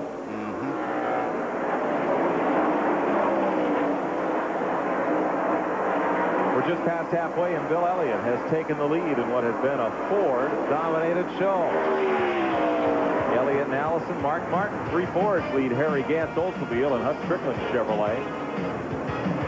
There's the rest of your top 10. All GM cars. We'll be back after these messages and Harry Gant's thoughts about 92. I think the competition's going to be a little tougher this year than it was last year. Got some more Fords that are running. They're running stronger, better teams up front there. It's going to be real tough to win any race this year. Back at Rockingham, watching the battle for 8th place on back. Ricky Rudd has just moved around Phil Parsons' lap car. Left of your screen is Brett Bodine, and we'll open up our 800 line if you have questions about the Goodwrench 500 that we can answer here in the booth, or pass along to Glenn Jarrett and Steve Evans to get answers for you on pit road. This is a toll-free call to TMN Motorsports. We'd like to get some of your questions on about the running of this Goodwrench 500. There's our 800 number, 1-800-451-7331. Ken Schrader coming down the pits. Look at the mess on that picture. Now, the other side's pretty clean, where Rusty's got to look. But Yeah, Mike, they take an ammonia mixture, just dump on the left side right there in front of the driver. Here's Ken Schrader in for a stop. Looks like they're going to do all 4 tires. They're doing the rights. The left side guy's already got the lug nuts off. They'll bring that side up. They're putting they're going with bite in the car. They're taking bite out of the car. Taking it out. Instead of putting it in, his car's too tight. They turn that jack screw to the left, which takes pressure off of the left rear wheel. now we're only 55 laps past the last caution period. There's Bill Elliott, who was only 2 seconds away from lapping his Junior Johnson teammate Sterling Marlin. And the pole sitter Kyle Petty went a lap down while we were in commercial. So his chances at winning all that bonus money and over $200,000 today get more difficult. A place like Rockingham is certainly not beyond capable of doing it, but it makes it a lot tougher. There is Kyle Petty, just overlapped by Bill Elliott. Let's check with Glenn Jarrett. Well, these guys are seeing a possible $240,000 payday go by the wayside. Robin, what's wrong with the car now? What's Kyle saying? I can't tell you exactly what he's saying, but it's not perfect. It's a little loose right now. We made some adjustments. We were good on the long run, and we tried to adjust to make it a little bit better on the short run, and I guess it was the wrong way. Well, is it something that you still feel that you can make an adjustment on and get the car competitive again? We're going to try real hard. Okay, they're going to do everything they can to try to keep that $240,000 in sight. And it's kind of interesting, he says that he can't say everything that Kyle's telling him about the car. They're not real happy down here right now. No. Terry Labonte's on pit road now. He'll get right side tires. Mike, if we can find somebody that can speak Spanish, we'll talk to Felix again, because he just changed gears probably. Now, Schrader just went flying around Kyle. Not that Kyle's car is that bad, but Schrader has brand new tires. Just came out of pit road. Here's Hutch Strickland and Darrell Waltrip, and they're battling hard at 5th spot. And here comes Darrell. And it's only halfway. Yeah, a little wiggly right there above the corner, but somebody can handle that car is Darrell. He's got a lot of ability with that thing. He makes the pass. And too, Darrell always runs his car with a lot of security in it. He does not like a loose race car, so it's really coming to him now. Well, we saw two of the contenders on pit road. I thought it was a little early, but we see some more. We've only gone about 60 laps. Then that's the most we've run under green in one stretch today.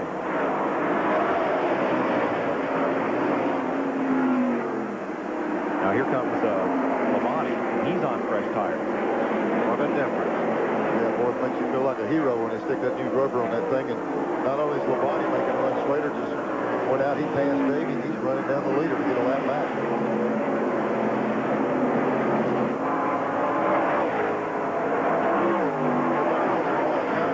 Did you see that rubber pile up on the side of that racetrack? It's almost like a cheese grater out there. It actually shears the rubber off, and it's just piled right on the edge of the racetrack. Here's the 11th place car, Ernie Irvin on pit road as we watch the battle for 5th. Hot Strickler, extremely loose. Did you see that car, Neil, come up off the corner? It looked like it's going to swap ends there for a second. Yep. Tony Glover and the Morgan McClure crew at work. They're going for 4 under green. Well, I think after they see what it does to some of the cars that ran further back in the pack, what a big asset it was to have 4 tires on them. They're going to go, everybody's going to hear that. These guys look like they were putting a little bit in, buddy. Were they going A little bit. That looked like a major adjustment to me. That's about 6 rounds of weight in that thing. I tell you what's major is when they put the air wrench on that thing. 23.8 seconds for Ernie Irvin on pit road. He's pitted right next to Schrader, so they had a chance to look at not only what Schrader did, but look at the tires that came off the car, maybe talk to Richard Froome and compare Schrader's run with Ernie Irvin. Bobby Hamilton is in. The smoke at the right front of his car. This is lead service on the Country Time Olds and goes back out. And here's Davey Allison, the 2nd place car. You ride with him. He's doing the most difficult thing there is in racing anymore. Leading or running second in the race and coming in the pits at 55 miles an hour from time we start down pit road. That is tough to do. Steve?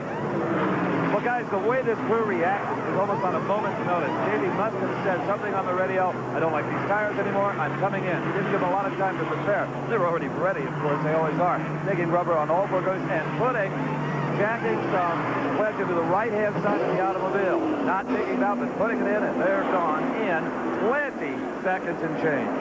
Steve, we saw something new there on the fueling. The one gas man went over, put the can in, and when it was almost empty, handed that can off to the catch can man, and then Norman Kojimuzu came over with the 2nd can. That's a little different, and it looks like they might have saved a little time there. 20 seconds flat is plenty fast for 4 tires. Sterling Marlin in the pits. Harry Gant, the 3rd place car, coming in now to pit lane.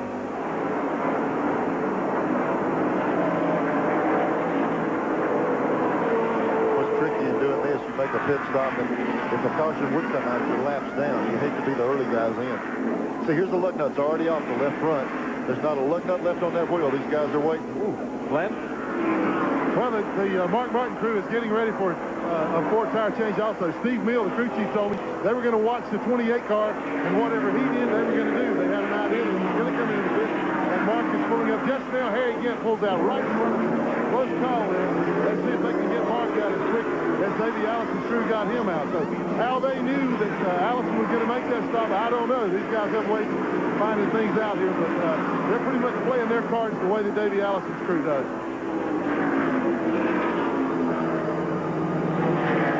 Mark Martin continuing to get service. See that man out there reaching out, cleaning that bottom of that grill area off this man in the car.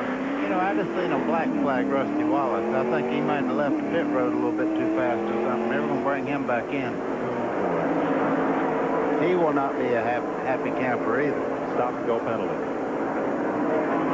Mike Walter got service. Jeff Bodine is in. Brett Bodine in at the same time. In days past, that stop and go wasn't so bad. You could come down pit road at 120 miles an hour, but nowadays it's a breaker. That thing, when you come there at 55 miles an hour, it's like a smart. That'll get another one if he don't slow down a little bit. Right, you're doing 55 and everybody else is doing 150.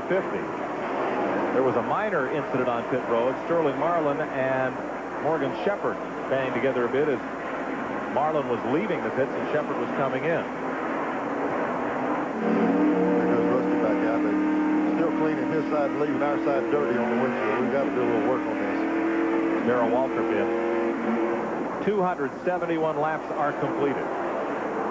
Bill Elliott is the leader. He has yet to make his pit stop, as does the second place car, Ricky Rudd. Will return to Rockingham after this.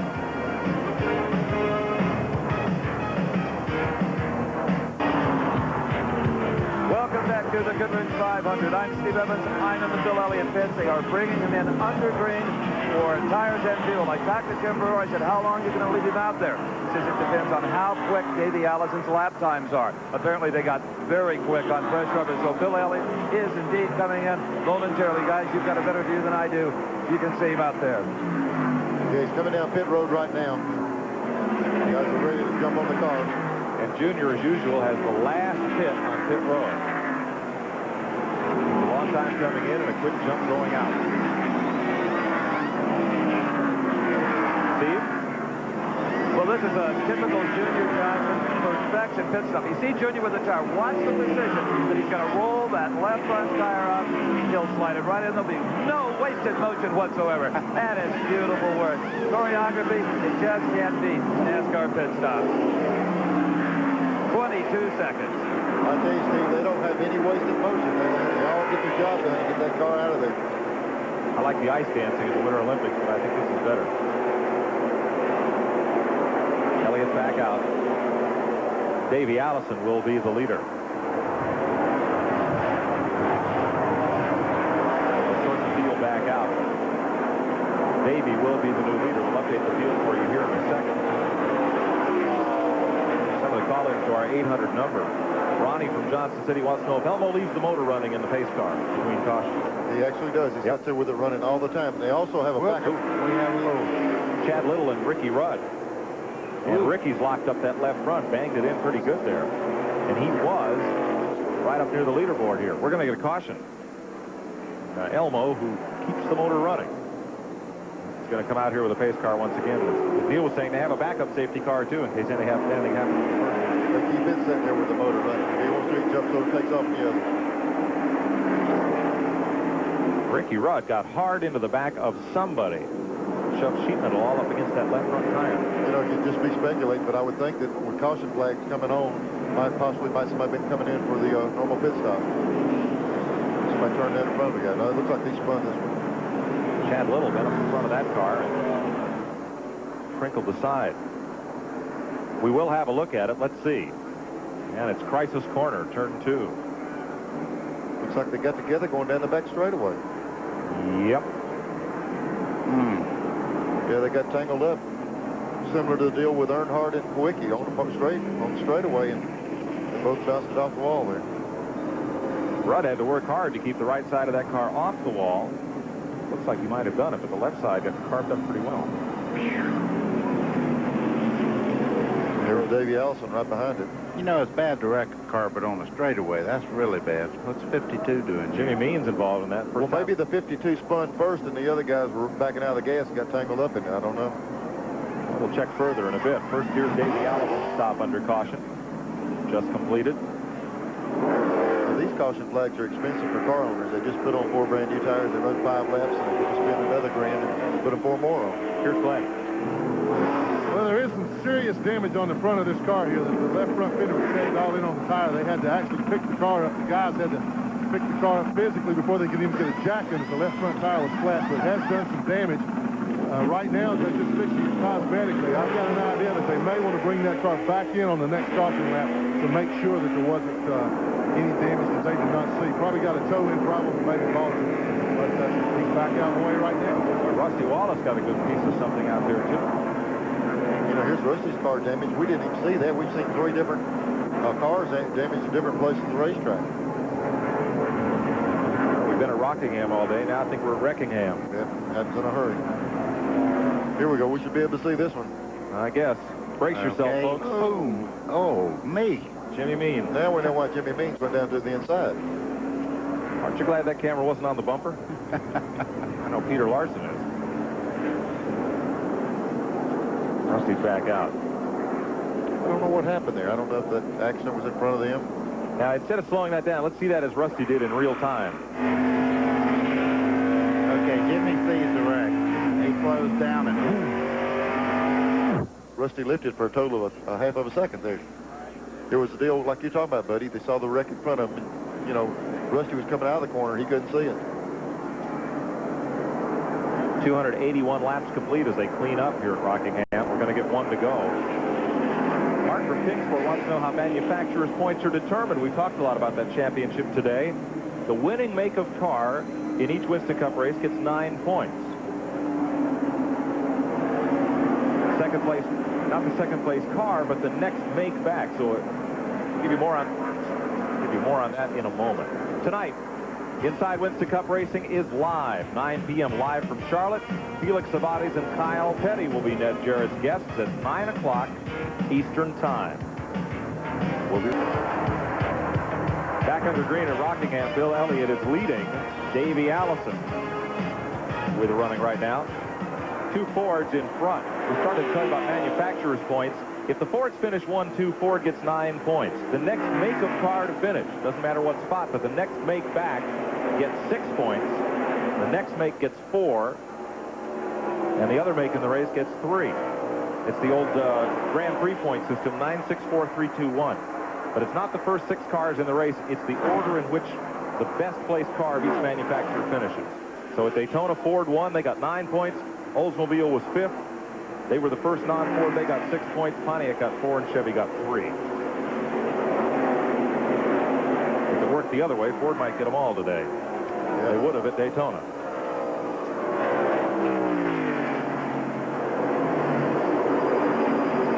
There's Bill with just a little bit higher line than Davey. They both got him a good place to work, and they're sticking with it. Cale Yarborough car, Chad Little at the wheel, the number 66 car. To answer David's question from Pomona Beach, Cale is here. He's up on top of the truck spotting for Chad. If there's problems, he'll come down to the pit, but usually he acts as the team spotter and check writer. He's real active with the race team. He's enthusiastic about getting it competitive. Brett Bodine and Ernie Irvin working along there. Brett Bodine's car looked like it's had some damage. It's been hit on the left side a little bit. It looked like the right rear quarter sticking out on it. Hadn't been anything really, really major, but he's got it banged up pretty good. Those doors like that, every restaurant I go in North Carolina, they got them hanging on the walls and everything else. So that's a candidate right there for a restaurant. Everybody's collecting all these parts and pieces that come off these race cars now. This race is for 7th place.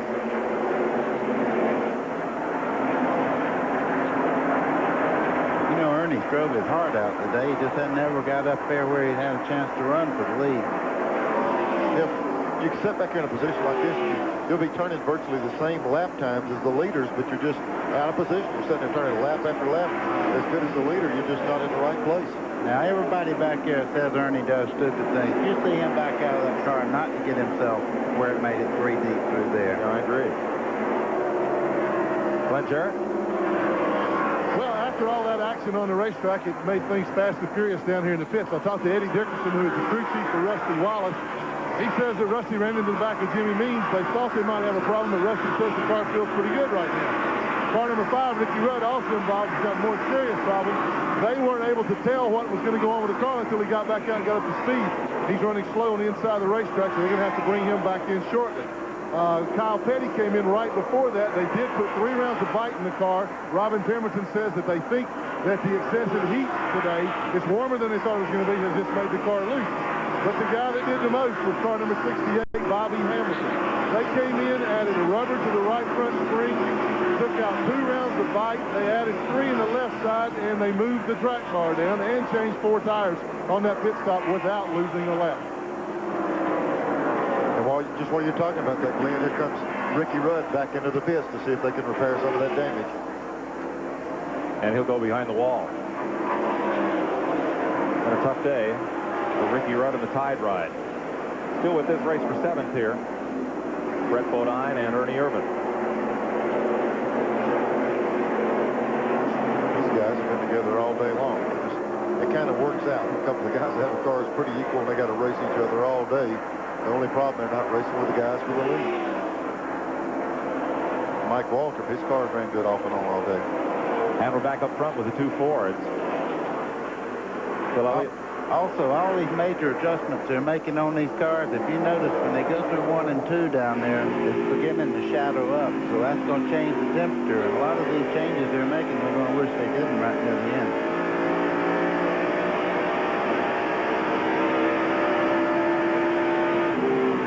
Seems like we spent the entire day looking at one end of this race car or the other. the first part we were looking out the rear, now we're looking at the front a little bit. Usually when you see a car, buddy, like Bill slide up, when you're behind you say, boy, I got him now. Well, he'll slide up, and then Davey Steele's not able to make that move in the middle of the corner. And Bill can run high off the corner and actually make up ground at times.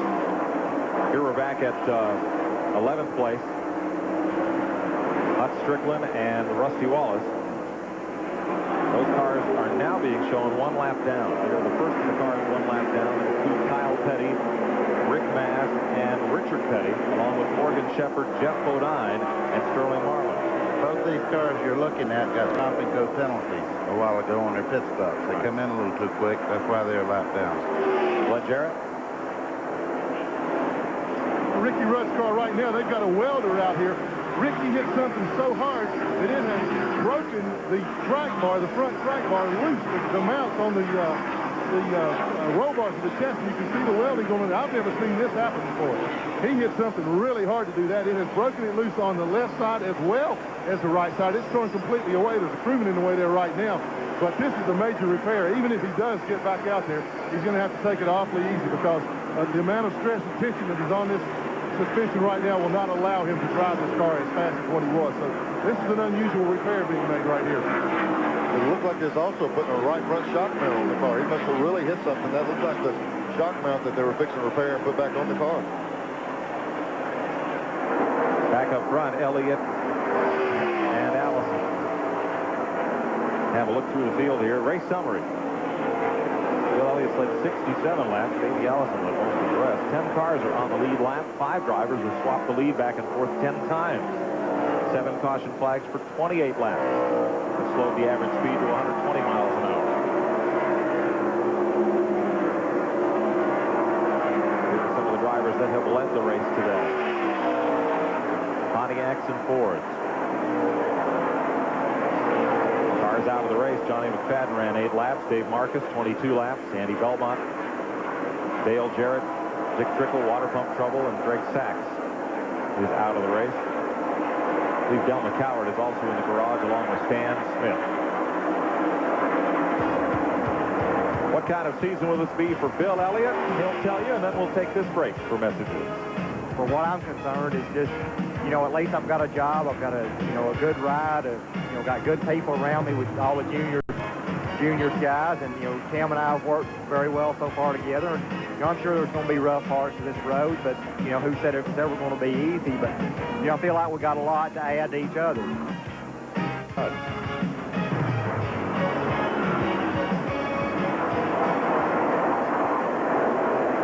And they're out front. That Junior Johnson Budweiser Ford, Bill Elliott.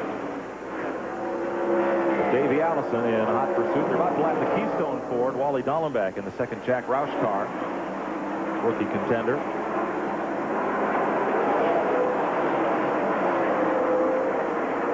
And there's how they're running at 308 laps. 3 Fords, an Oldsmobile, and a Chevrolet in the top 5. And a Pontiac, a Chevy, a Ford. Here are the Bonnie's Olds. And Darrell Walton.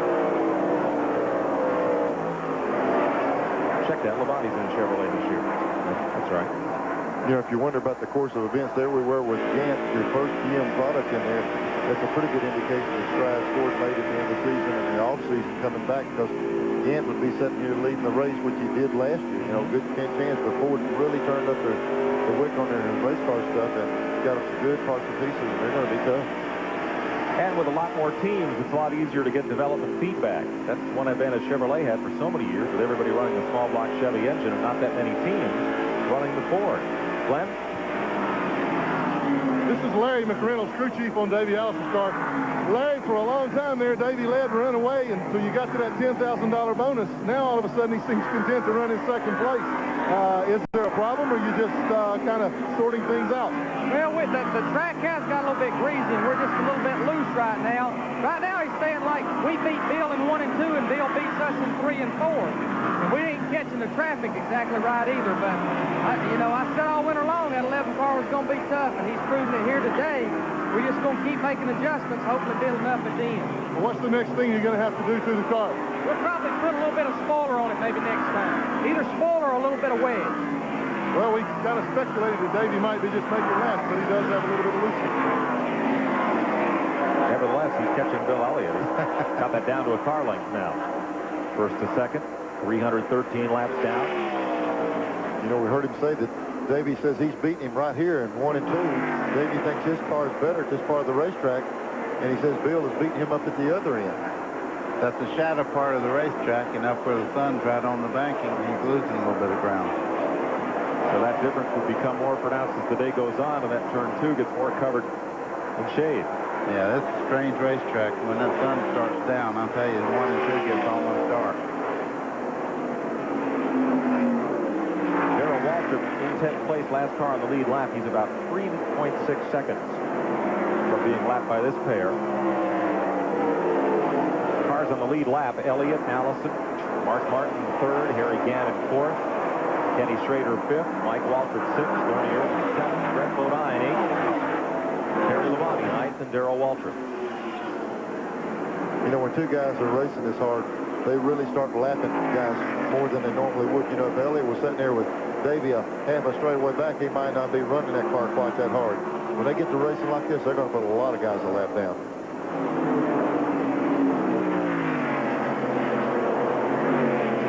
Gary in St. Louis wanted to know if any woman had ever driven a Winston Cup race here and run the 500 miles. As you look out from Davey Allison's car at the back bumper, Bill Elliott. Greg Fielding's our statistician, and looked in his 4 volumes of 40 years of stock car racing and showed us that Janet Guthrie ran here in 1977 in the October race. Finished ninth. Had a good run here in that Ralph Moody car. Here's Harry Gant working around a bunch of traffic, and Kenny Schrader trying to go with him. There's a good example of where you catch the traffic, and Gant just caught himself a bit of advantage there. The one thing about Gant, no matter where he's running, if he's running dead last, he's trying as hard as he possibly can, and he don't wait on people in traffic. He goes to the high side or low side or the flat part of the racetrack to get by him.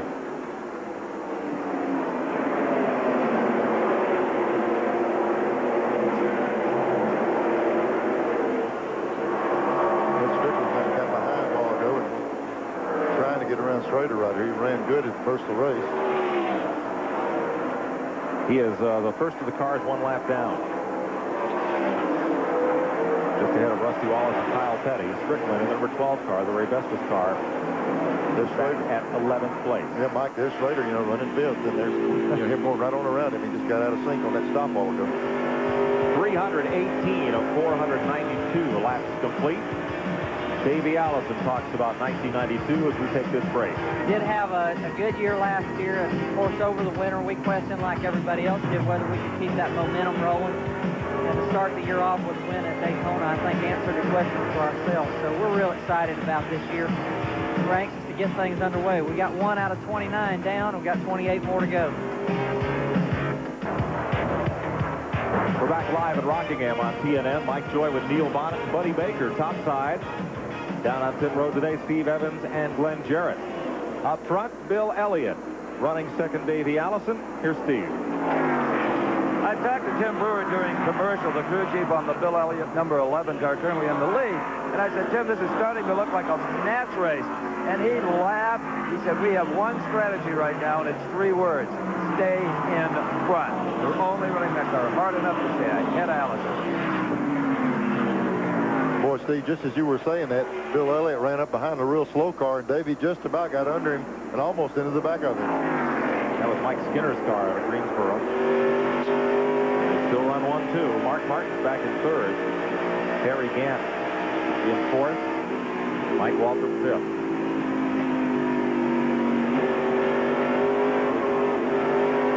question out of Bob from Colorado. You go in the showroom, the T-Bird's rear-wheel drive and the Chevy Lumina's a front-wheel drive. Not the case here. No, they opened the door for that a long time ago when they started allowing you to put rear-wheel drive on any of the cars. Any car, you can switch it over to rear-wheel drive for Winston Cup racing. So they're all rear drive on the racetrack. 14th place at stake here, Rick Mass. And the Richard Jackson Skoal Olds. He has the spot. Richard Petty wants it. They're among those cars that are running one lap down. Morgan Shepherd's right in there with them. Darrell Waltrip just went a lap down. As good as he's been running, Bill Elliott just put him a lap down. Let's check with Glenn. These are the hands of Andy Petrie, crew chief on Harry Gant's car. They're going about things a little differently right now. What Andy is doing is calculating fuel mileage. They're going back to their last stop, figuring how far they can go under green before they make the next stop. They're figuring on this thing possibly going green the rest of the way. They want to make sure they don't cut themselves short on the next pit stop so that they have to make 2 stops. They only want to make 1 more stop. That's what Harry Gant's crew chief is doing right now. They're figuring to the very last possible lap how far he can go before they have to bring him back in. Harry Gant, who tore him up last fall, September and October, reeled off a string of Busch Grand National and Winston Cup wins right in a row. 2 different teams, 2 different cars, different days, didn't matter. And he's running well here today, as he did last fall. But not as well as these 2 Fords. Now Bill's putting a little bit of distance on Daisy right now.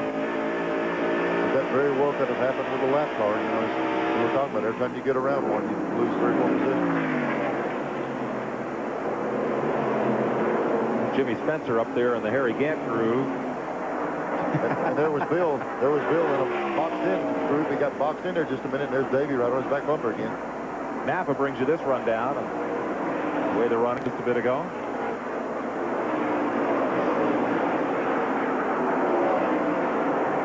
You know, we mentioned the Davey Allison that changed engines this morning. Larry from Georgia wanted to know why he was still allowed to start 10th. If you change cars during the week after qualifying, you have to go to the back. But the same car can change engines. In fact, some teams routinely do after qualifying, and still start where you run in qualifying. Well, if you change cars, you have to go to the rear, of course. But a motor, I mean, they change these things like you change socks. There, you know, every day they change motors and all, like you change the carburetors and stuff. So that's not a penalty they make you go to the rear for. Buddy, most of those teams in there, as you know, have 7 or 8 engines in that truck, and during the way after qualifying, they might put 5 of them in there and see which one they like for the race, and they'll just stick another one in at any time. Well, most of them even have a qualifying motor that they do only qualifying with. Let's check with Steve Evans.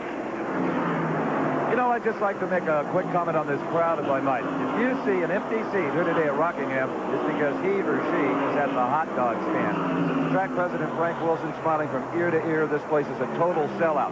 Concert attendance is down. In fact, we're canceling concert tours for lack of interest. Motion picture attendance over the holidays was very disappointing. And this is not just NASCAR. It's automobile racing as a whole. We saw this at the opening drag race out in California, the Winter National jam-packed, Phoenix International Raceway for the Silver Crown cars. Again, a massive crowd. So all in all, motorsports in the good old USA is mighty healthy. Looking at this crowd. And it's not just Winston Cup. They had a full house here for the Busch race yesterday. Biggest crowd they've ever had for a Busch race on Saturday. And probably one of the best races I've ever watched. Excellent. Excellent show. Ward Burton got his first win. Mark Martin, Davey Allison, Dale Earnhardt, and Kenny Wallace, the top 5. I think what you just said the key is an excellent show. You can pack them in here and you put out a lousy show, they don't come back. But the Busch Racing and the Winston Cup have been cranking out some good races for the past few years, and people are willing to come back and see them. Right now, they're watching Bill Elliott put on a driving display, but Davey Allison hasn't been much more than this distance away from him. I tell you, Davey's a tough little fellow. You see him just sitting there biding his time. He's not going crazy. He's not crossing the car up or doing anything to get the tires hot. He's running his race. And I wouldn't be surprised when they get down to the end, we're going to see one tremendous race. Lapping Wally Dallenbach. Someone called him while ago on what type of car. That was a Ford Thunderbird that Wally's driving. Jack Rouse's car. Teammate to Mark Martin. One thing about Wally, you know, he's way back in the back right now, but he's gaining something that a lot of these guys are not gaining. He's gaining a tremendous amount of maturity as far as a driver. He's never run here before. He's smart. He's not getting in the way. He's not getting himself in trouble. He's learning a lot about what he's doing. Quite true. Let's pick up this battle here. 13th position, Kyle Petty.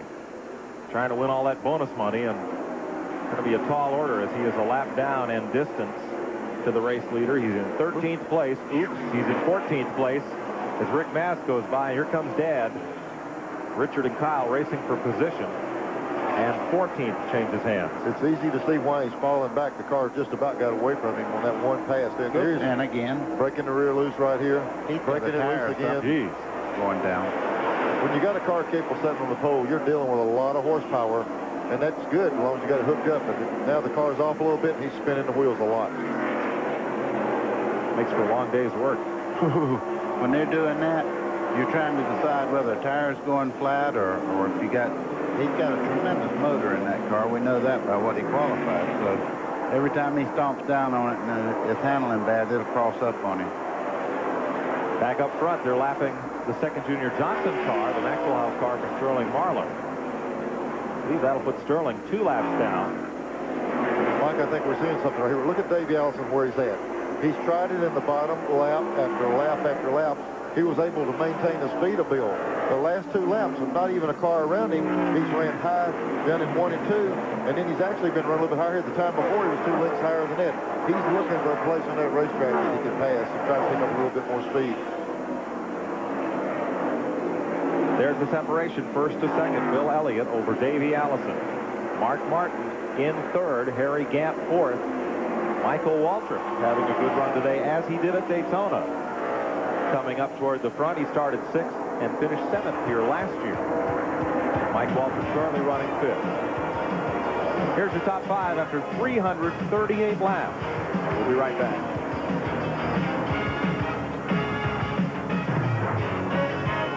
Because there are no unimportant parts.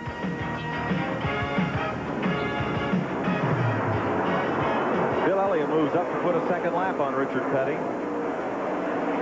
The King in his next to last Rockingham appearance. Ran real well the first half of the race on the lead lap. And is about to go 2 down. It's not that he's running bad. Bill Elliott and Allison are just running so well. They're just hooked up and they're going on about their business. Well, it looks like Bill's getting some distance on Davey. He's going to have to go back to... Davey was trying some different areas. He'll have to go back to his bread and butter and see if he can close that gap back up. Elliott is starting to stretch it out.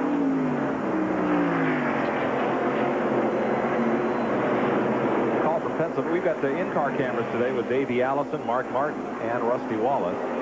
Dave from Pennsylvania wants to know who makes that decision, who gets the in-car cameras. And Dave, most of those decisions are first extended to the sponsors of the cars in the race to see if they wish to cover the cost of carrying the in-car camera. That's how it's done on most of the networks. Ernie Irvin following Kenny Schrader there. That's for position. That's 7th place. Those 2 Chevrolets have battled back and forth all day. Both have had a good run, but again, those 2 Fords, Elliott and Allison, have been pretty superior to the field since about the 10th lap of this race. And there goes Ernie right on by Kenny, making a move on the inside. Here comes Bobby Hamilton. Schrader's just been off just enough that he hadn't really made a good run today. I know he's trying his heart out, but this car is just not handling right. And I should elaborate. I think I said the race sponsor. The sponsors of the telecast, it's strictly a TV network decision who carries those in-car cameras rather than NASCAR or the racetrack. Ernie Irvin, good run today. 7th place right now, trying to move up on Brett Bodine. 6th in the Kenny Bernstein car. Now there's a team that had such high hopes coming into this season, and here's another one, Alan Kulwicki.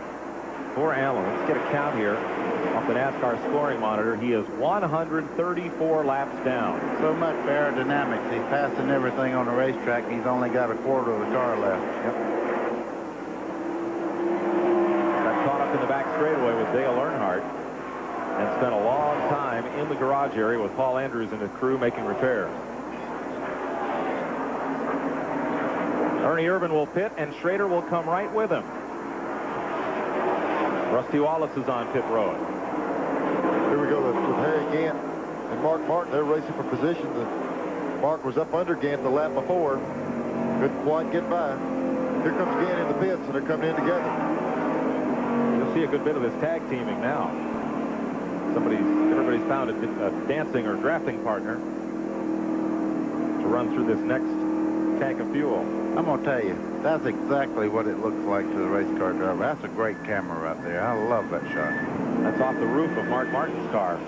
Steve? The Mark Martin car is in. You can see the jack already working on the right-hand side to the jet end. Bring that especially the lightweight jack around, or will he? Yep, here he comes right now. They'll take tires on all four corners. We don't see the jack Roush crew making any kind of chassis adjustments. 22 gallons of fuel or whatever it will hold going in that automobile. And I have to wonder, guys upstairs, if this match race with Elliott and Allison, if they won't follow each other in the pits whenever that happens. Well, I tell you what, Steve, it's just a call by the crew chief. I'm sure they're listening to each other's radios. They can monitor each other if they want to or not. They can pick up the other guy and they might make that call. Steve, I think your view may have been blocked there, as I thought I saw somebody taking one round a wedge out of the right rear of Mark Martin's car. Well, they do that stuff so quick, it's hard to catch all of it. Brett Bodine finishing up a stop. That answers the question. Here comes Davey Allison in by himself. Elliott stayed on the racetrack, and Davey's now coming down pit road. Well, that shows you they don't want to work with Elliott. They just want to beat him. Now, we'll take a look at this thing, see if we can tell if they changed that car. They said the car was a little bit loose. We'll see if they work on Davey's car. Glenn? Well, Allison has brought the 28 Thunderbird in for pit service. He's getting right side tires. We're watching to see if they make that chassis adjustment that Larry McReynolds talked about a while ago. Thus far, it's been confined to a 4 tire change. They have not done anything to the spoiler, nothing to the jack screw. So they just put 4 tires down.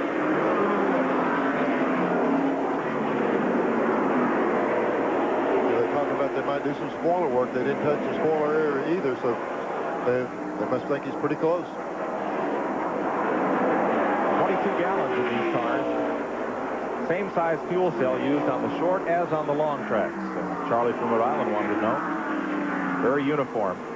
How would you like to play poker with this guy? His face hadn't changed since the green flag started. I played with for 3 years. You can never tell, I'm telling you.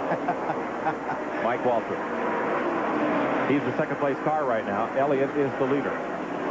Here comes Elliott also coming in behind Mike. 1 lap later.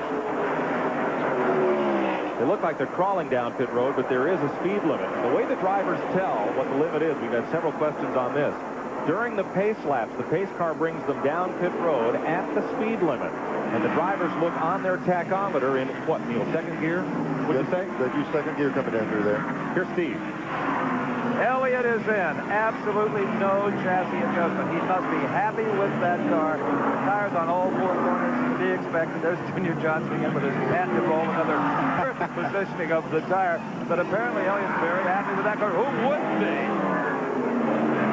That's right, Steve. That thing has worked flawlessly all day. Here's Glenn. After Davey Allison's pit stop, I talked to Larry McReynolds as to why they didn't make that adjustment. He said, well, the more Davey ran the car, he said it felt real good in 3 and 4. The car gets loose coming off of 2. They were afraid that if they messed with it too much, that they might get it off on both ends of the racetrack. Larry simply said, you win the race coming off of turn 4. It feels good there now. A lot of service going on. Morgan Shepherd in the pits as we watch from Davey Allison's car following Terry Lamonti. Now moving to the outside of the Sunoco Chevrolet. There's Bill Elliott. And he is once again the leader. Allison is second, Gant third, Mark Martin fourth. Brett Bodine moved up to fifth, and Mike Waltrip sixth. You know, the distance between the two is just like before they made the stop. Both teams were right together. Yeah, but, buddy, I tell you what, we saw in the other stop, in that first caution, the caution prior to this, Bill went a lot longer than anyone else. He stayed out there longer, but when he went out, he was a straightaway behind. I think they saw the fact that the new tires, the longer they ran those old tires, he got so far behind, they had to come in as soon as Davey did this time. Because if that's 5 laps that Davey gets to run on fresh tires and you don't have them, you're just going to fall that much more behind. Yeah, they stretched it before, and they lost a straightaway to Davey. This time they came in right after Davey. 360 laps complete here at the Rock. Bill Elliott leads Davey Allison. Harry Gant now third, and Mark Martin fourth. What's Dale Earnhardt looking for in 1992? Let's ask him and then pause for this break. And it is. I think it's going to be one of the toughest years for anybody to be able to, dominate. I think it's going to be a year where this guy wins, this guy wins. You might have a guy have a little bit of a good, fast streak, but win streak. It's going to be so competitive. 365 laps complete here in Rockingham. Bill Elliott leading Davey Allison, Harry Gant, Mark Martin, and Brett Bodine in the top 5. And there's news from the pits of Davey Allison. Glenn Jarrett. Well, we're all familiar with baseball players, football players, and basketball players that have to play hurt. This is Joey Knuckles, who's the tire changer on Davey Allison's Thunderbird. Joey has a problem with his knee right now. Joey, what's going on? Well, I'm playing Neil Bonnet today. We're out here, we're riding hurt. Yesterday we were in a panic changing motors, and I twisted my ankle real bad, and they worked on me pretty extensively last night, and I had to take off and go racing. If I can make it 2 or 3 more pit stops, these boys can go to victory lane, I'm going to go to the hospital. Okay, but I imagine that pain will be lessened a great deal if he does get to go to victory lane. Well, a few minutes ago, you saw in that pit stop, that was Joey doing acrobatics over the front of the car. Finished up with that right front. Did a spin pirouette. Was that a triple axle or a Salchow? I don't know. I didn't follow figure skating in the Olympics, but that's what he looked like going over there to change that left front. Davies in second place, trying to win back-to-back. Stay atop the Winston Cup points. Mike, when we look at this gap we're dealing with right here, here's Elliott coming in the frame, and there's Davey way back there. They were hoping that if they didn't change the car, they'd still be in good shape. This, what we're seeing right now, might make them have to make a change. They might have to, Davey's guys might have to say, well, we got to do something to be able to catch Elliott. So they might not have that option of just going like they are if they're going to win the race. Elliott running down Darrell Waltrip, who is a lap down. Only 4 cars now, 1 lap down. Terry Labonte, Rusty Wallace, Hut Strickland, and Darrell.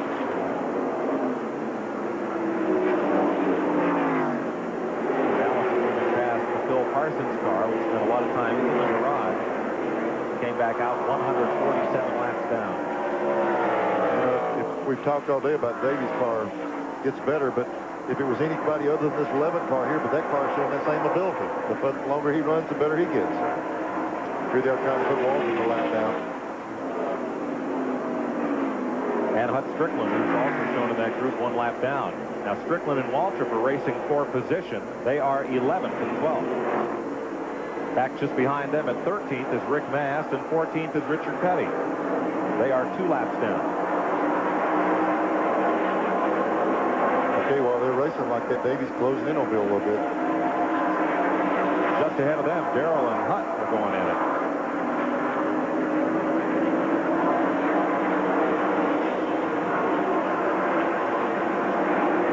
Gant moving around Stanley Smith's car and Chad Little.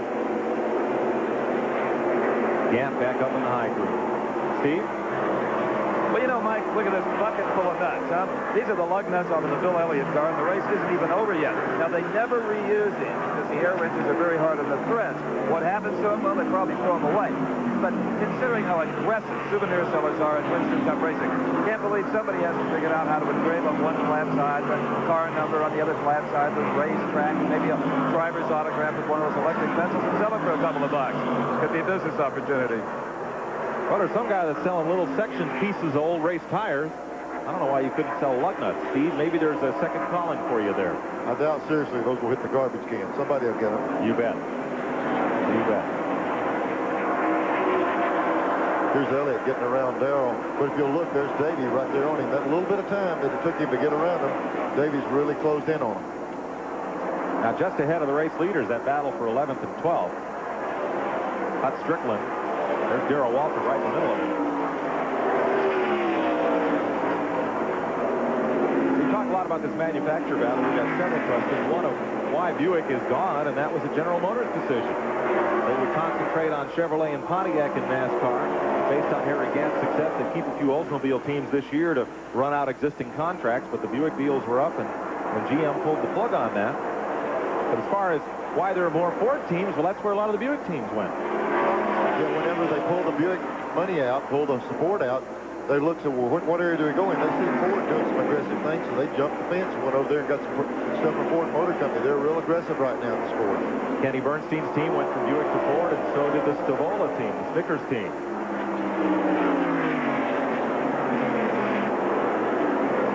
Well, if you're driving around Goldsboro, North Carolina, wave to Carol Gibbs.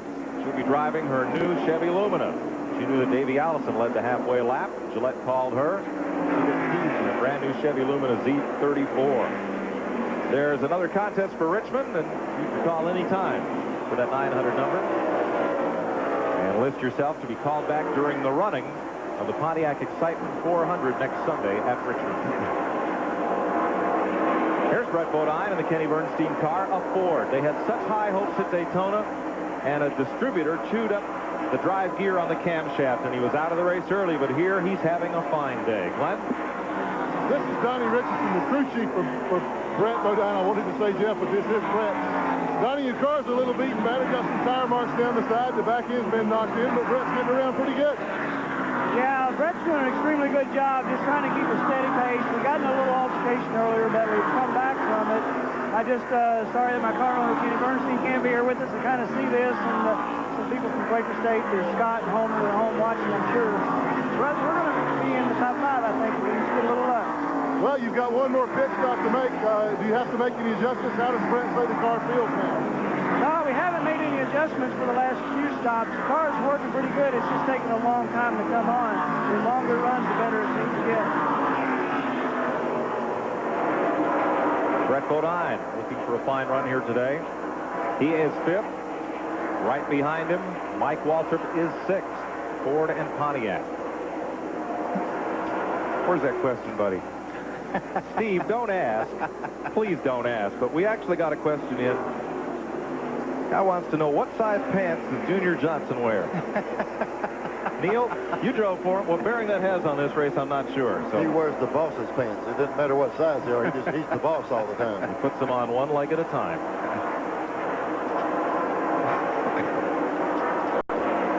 Bill Elliott, he's about taking the pants off this field, but for Davey Allison. Elliott nearly scored his very first Winston Cup win here at Rockingham. It was 1983. Richard Petty beat him by half a car length. Richard's 196th career win was not Bill Elliott's first. But Bill has won 34 times since that close call. Here are the drivers that have led the race today. 2 Pontiacs and 3 Fords. Kyle Petty from the pole. But Elliott's now led for 149 laps. Only 8 cars left on the lead lap, and 5 drivers have swapped the lead back and forth 11 times. We've been caution-free since lap 282. Here are some of the drivers that are out of today's race. We'll be back with more of the Goodwrench 500 after this.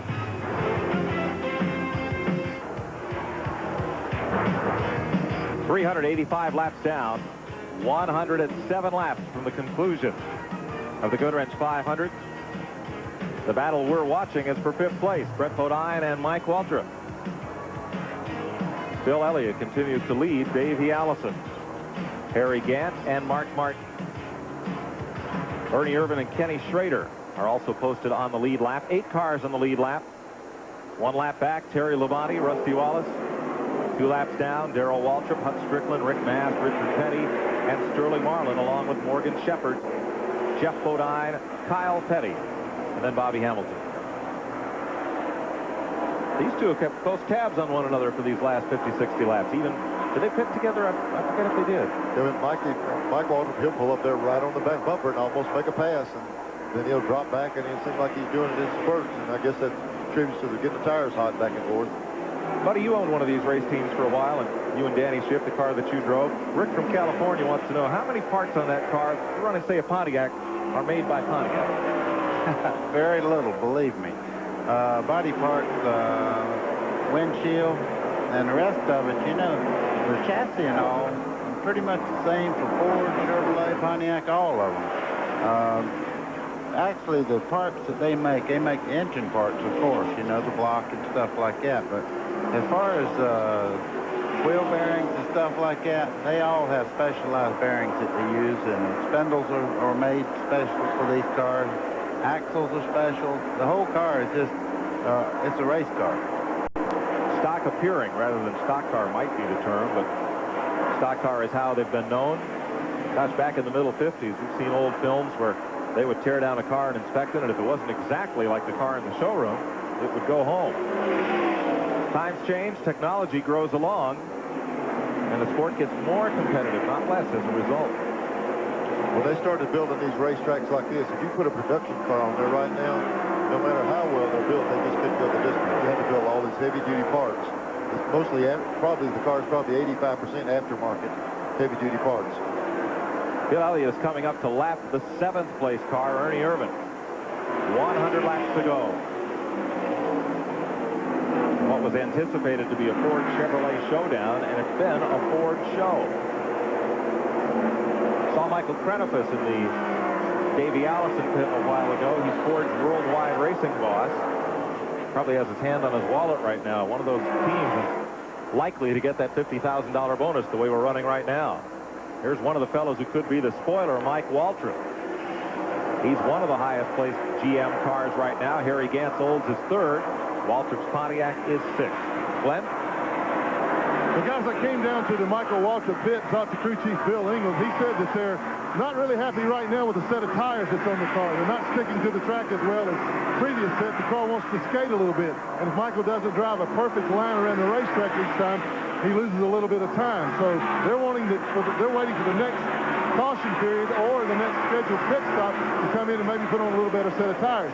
Now, in addition, I talked to Junior Johnson in response to that question that they called in, and I asked Junior what size pants he wore, and he just looked at me and laughed and said, "You didn't have to tell me."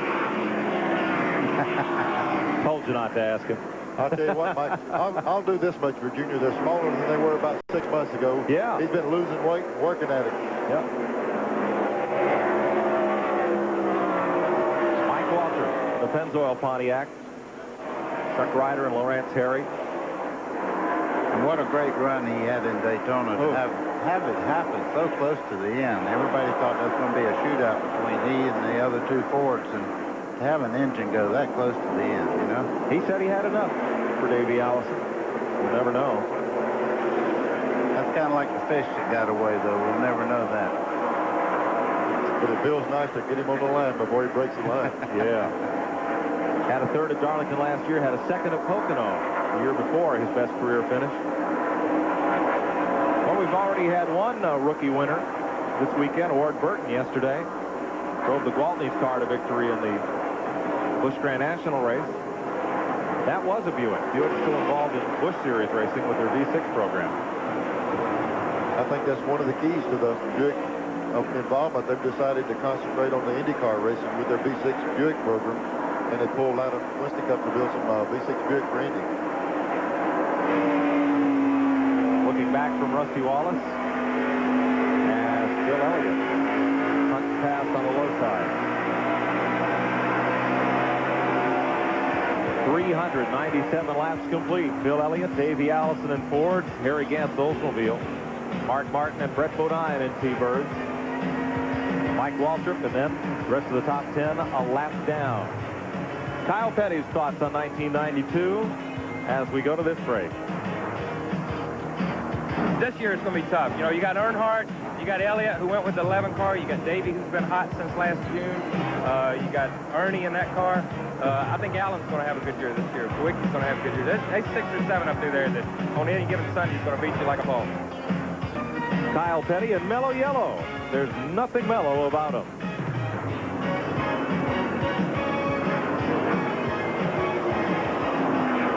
Battle for 4th shaping up here as Mark Martin of Abilene Ford number 6 being reeled in by Brett Bodine. And then Quaker State Ford. Mike, a few laps ago, Bodine was up beside him and tried to pass him. When he got up there, he lost a little bit of ground, but he's pulling him back in again. We have the multi-viscosity battle here in a second.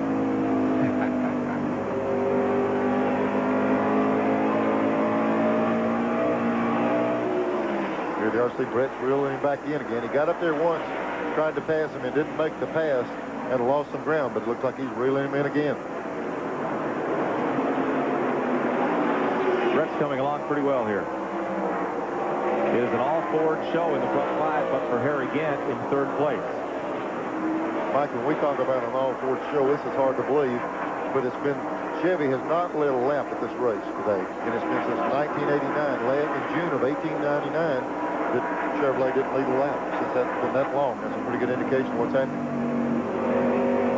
And I'll tell you what I think the big concern is, big one concern about this race is that, man, is this a handwriting on the wall for the season? And NASCAR has already said that they reevaluate after a certain number of races, and if a specific car has an age, they'll jump them back a little bit, and that's a possibility. We saw there in traffic, Mark Martin got balked by a slower car there just a bit, and Brett Bodine is right there with him. Let's go back to 10th spot, where Darrell Waltrip and Rusty Wallace battle for 10th place. Chevrolet and Pontiac. Oh, that's a good windshield. How'd you like to look into that, Neil, going down in the first corner? I've done it a few times, but I know you have too, buddy. That's when you count to 13 and turn left.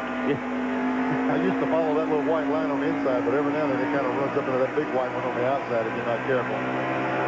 Look at this. Is that a pretty thing? I'll tell you what, at this racetrack, I've actually called a spotter and said, let me know if there's anybody in that corner. All you could see was just the edge of the racetrack, and I said, let me know if there's anybody in front of me, because you actually couldn't see them in the race. Now they know why I ran into so many of them, I guess. Maybe so. For Ed from Indiana, all the GM cars in the race do use the same basic engine, the Chevrolet small block that debuted in 1955 at 350 cubic inches plus a little bit of overbore. But there are individual differences. There's no Olds engine anymore, no Pontiac engine, but there are some differences. I'll tell you what, Pontiac has a specific head. They use a Pontiac head. It's an aftermarket head made by Brodex with a parts number on it. And Chevrolet runs a Chevrolet parts head. That's one of the big contentions now. They've got to decide which head to use. They're going to be allowed one of them, and they're going to have to stick with that one head. Back to this battle for fourth between the two Fords.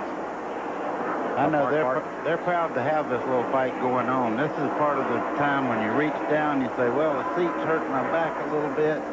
Things just not going real well, and I'm not leading the race, and the crew's wanting to know, what can we do to put you up front? And you're going, look, don't talk to me. Let me think for a second. And then you call them back, you make an adjustment. But right now, they're proud to have this going on because it's aggravating when you can't close in on the leader. Along with the fact that they just probably told them, oh, you just have 100 laps left is all. Yep, just. Like that 80 laps to go right now. There's a good one. Professor Baker. Okay, lay it on me. Joe from Delaware. Why don't these cars have brake lights? We get this question about once a year, but it's a good one, really. For folks that drive on the street. Let me tell you why. I know these guys well enough to know if you got behind Earnhardt, he'd put that brake on about halfway down the straightaway with his left foot to make you think something was in front of you. You'd be dodging everything on the racetrack all day long. Along with the fact I've never seen a brake light strong enough to stay on the back of one of these things. Somebody knock it off of there. I think we found the reason. See, that corner's dark now. That's totally different handling from the other end where the sun's down on it. But it looks like when the 26 car can get right behind Mark, he can loosen him up. Watch Mark's car. It's been wiggling right here in the middle corner with that car behind him. And if he can do enough pressure on him, it's right there. Woo, yeah. See that nose up under there broke him loose, and then he's able to drive up beside him. He's going to let him go. He said that's a little too much of a good thing there. Yeah, you can see that coming the last couple laps. You know, Bodine played with that move and made him loose a little bit, and then he drove right back. That move will put Brett Bodine up into fourth place. Behind Elliott, Allison, and Gant. Puts Mark Martin back to fifth. Sixth is Mike Waltrip. Seventh, Kenny Schrader, one lap down. Along with Terry Labonte and Ernie Irvin. 2 laps back, Darrell Waltrip, Rusty Wallace, Hut Strickland, Rick Bass, Sterling Marlin, and Morgan Shepherd. Glenn? Steve Mills, crew chief on Mark Martin's car. There's speculation up top that Mark's car's loose, but that's not the case. Now we're too tight. We were good enough to beat everybody but the 11 and the 28 a while ago. Thought we'd take a chance to try to outrun them, and we went the wrong way, got them too tight. We're going to pit here in a little bit and fix it. Okay, they're just waiting on that scheduled pit stop. He says they can take care of that and maybe make a shot at the leaders then. One more pit stop for this race. Could have fooled me. That's the first time I ever saw one push on the rear.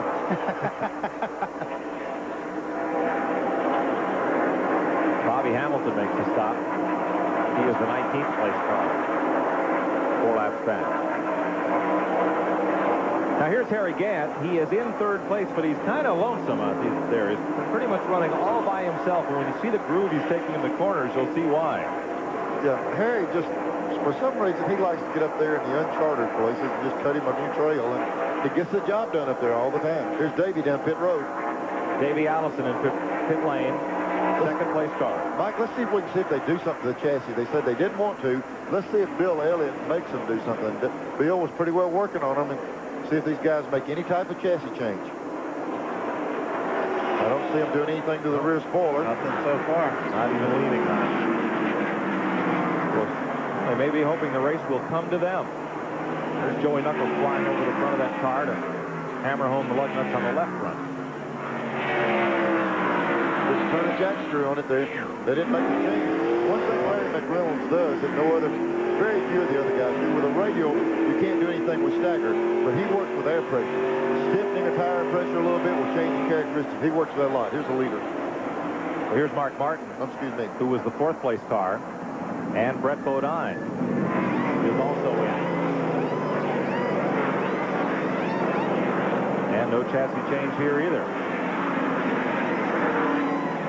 Well, if they didn't help Davey's car any, I heard the woman in the back room start to sing. Glenn? Martin's car has come in for a 4-tire change, and they did indeed take some bite out of that car in the right rear.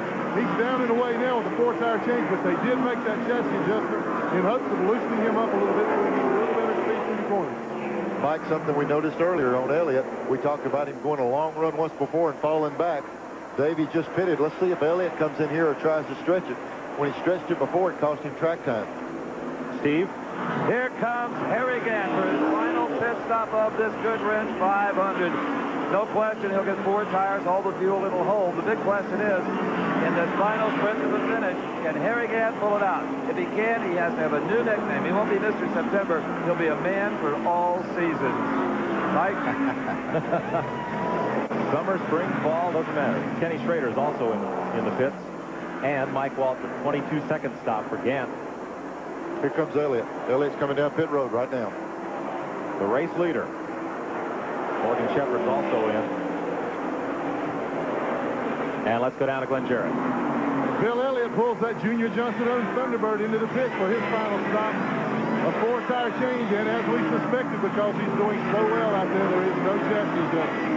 They're going to let sleeping dogs lie. Not going to mess with anything right now. They just want to get him out of here as soon as possible. A little bit of problem on the left rear lug nut there, but they got it off. Left side tires are going on the car. He'll be down and away here shortly. And he is out of here. Good pit stop. Under pressure. Under 22 seconds. Darrell Waltrip's in, so is Huck Strickland. And Kyle Petty as green flag pit stops continue. To update you on Kyle trying for the 3rd time to win this race from the pole and collect all that bonus money. He is back in 15th spot, momentarily 3 laps down. And to answer a lot of questions, Elliott did beat Davey out by quite a good bit. He's still leading him by, looks like, about a quarter of a straightaway. As green flag pit stops continue, we'll take a break to sort out the field. 400. 24 laps are complete. Bill Elliott with a 3.4-second lead. Here's the way they're running. We'll be back in a moment.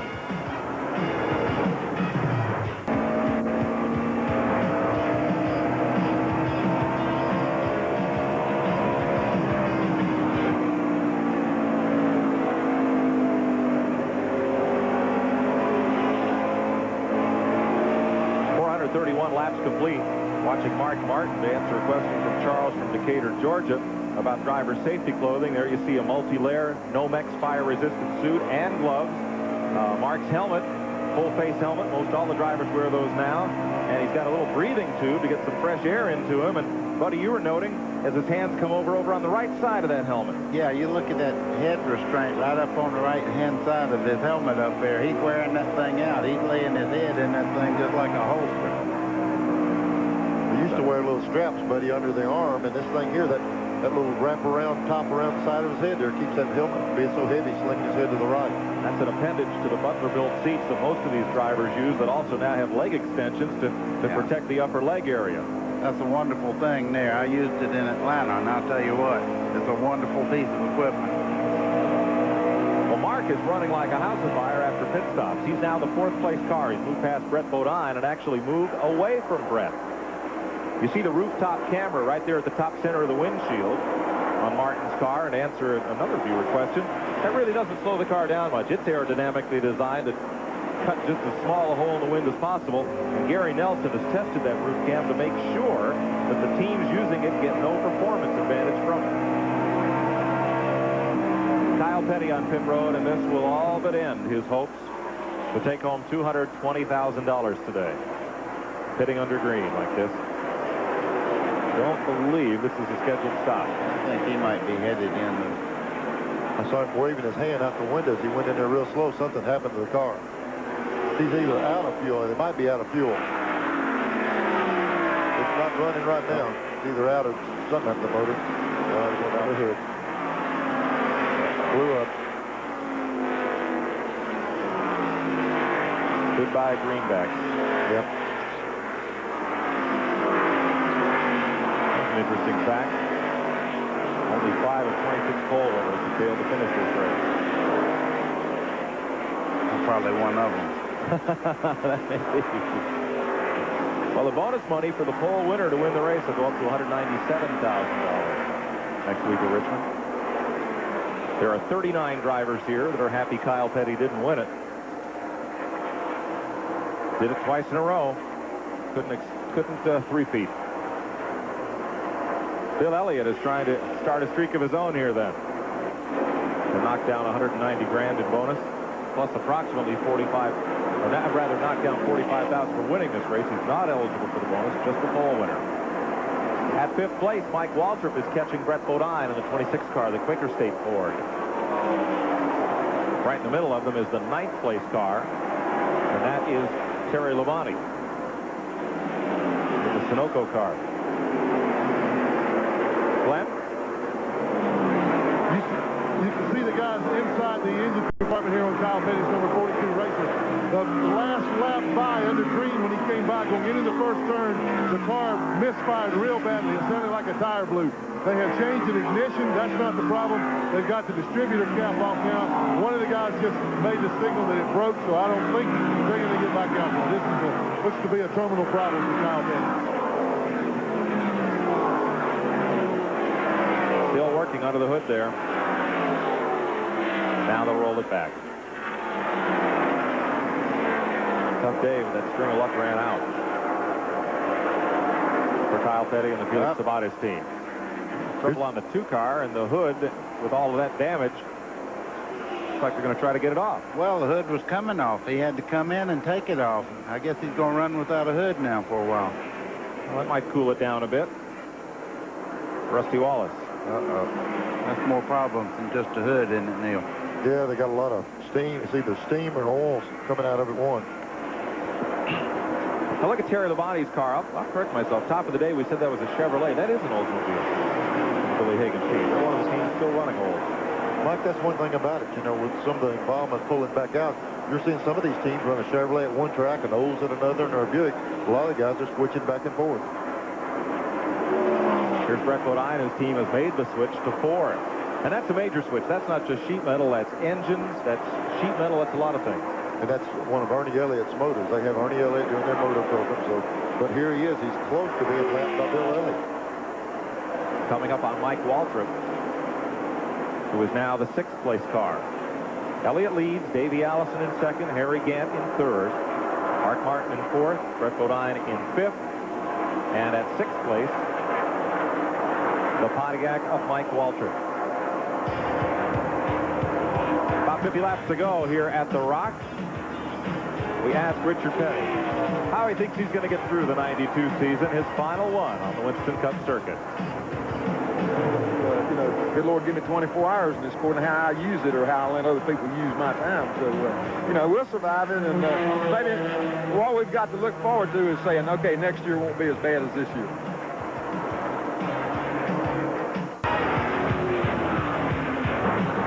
Inside of 50 laps to go in the Goodwrench 500. There's one of the major players in the sport, Michael Kretopus. He came from Europe to oversee Ford's entire worldwide racing operation. Steve? And it's really kind of comical to watch, Mike Joy. Michael, granted, this doesn't favor any of the 4 teams, and that's good business, obviously. He will spend precisely 5 minutes in the Allison pit. Then he'll walk up to Junior Johnson's, chat with Junior on the wall for exactly 5 minutes, and be right back here again. And he's going to be worn out when this is over. Got a lot of teams to pull for today. And a good number of them up front. Rusty Wallace is back on pit road. They took the hood off that car, and we speculated they've got more serious problems. Yeah, they have a big problem. The nose of the car is mashed flat, so that's got to be making it overheat. You're right, buddy. Here they go with the water hose, going to try to cool it down. We could see Old Faithful right here when they take the top off of that thing. Yeah, he's taking the radiator hose loose. This thing's have a big AN fittings, and they're taking the hose loose itself. There's no caps on these things. They're sealed systems, and he's going to have to take it loose and try to cool it down.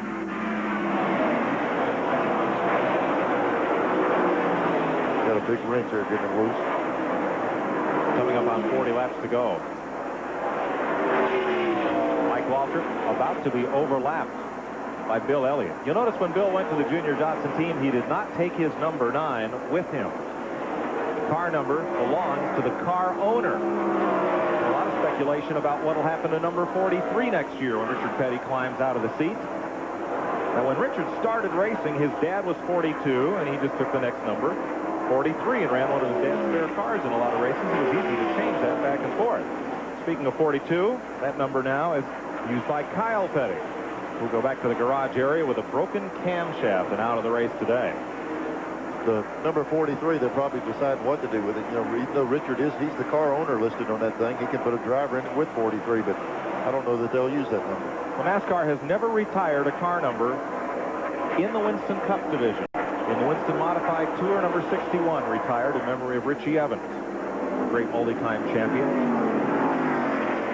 And there is Richard, who will carry number 43 through this season, and then hang up his helmet after Atlanta in what is sure to be a very emotional race. I don't know. Phil Parsons helping Richard along there just a bit. I don't know, buddy. Richard will have a car next year, and you'll always associate him with 43, but I kind of think it would be a nice gesture if they took that number, hung it on the wall, and left it there. Yeah, I think so. I mean, if any number in racing should be retired, that's it. This will be the perfect opportunity to have the first time. That's right. And plus, if he runs number 43 on his car next year, that would be awful tough on a young fellow. Just coming in to drive for Richard Petty is one thing, but coming in to drive car 43. Richard, one year, by the way, not too long ago, used 42. He had 43 on the winner's circle plan. So he put Kyle in 43 and put 42 on his own car to try to get a second car on winner's circle plan. NASCAR didn't like that very much. And 3 races later, he was back in 43 again. They never have been known to take a joke real well, you know. The King. A couple of laps down, he's in 16th position right now. By the way, all 3-digit numbers were retired back in the early 70s. Another little trivia question. We'll give you the answer in a minute. The last driver to win a Winston Cup race with a 3-digit car number. Probably my dad. No. I know. Can I say? I know you know. Tell it, man. Tell it. Neil can give a hint. And here's Kyle Petty climbing out. I used to drive a car that had 3 digits. Kyle, unfortunately, a $250,000 green just ended. What happened? Well, we just missed the setup a little bit today. Could never get it hooked up. Now, I don't know. Something broke. I don't know what it is. You think you missed the setup because of the extreme heat that you're not used to seeing here this time of year? No, it had nothing to do with it. We just missed it, man. Well, obviously, they didn't miss it in qualifying. End of the day for Kyle Petty, as they reported upstairs, a broken camshaft. Track record in qualifying, 149.9 miles per hour. Here's Brett Bodine, the 5th place car, getting lapped by Bill Elliott. Kind of wearing them out, isn't he, Mike? That's the truth. Back when the teams would go west to Riverside, California and run the first and last race of the season, a lot of teams would take 2 cars, and the Wood brothers would take number 21, and just so they wouldn't have to change the number on that second car, they just added 1 in front.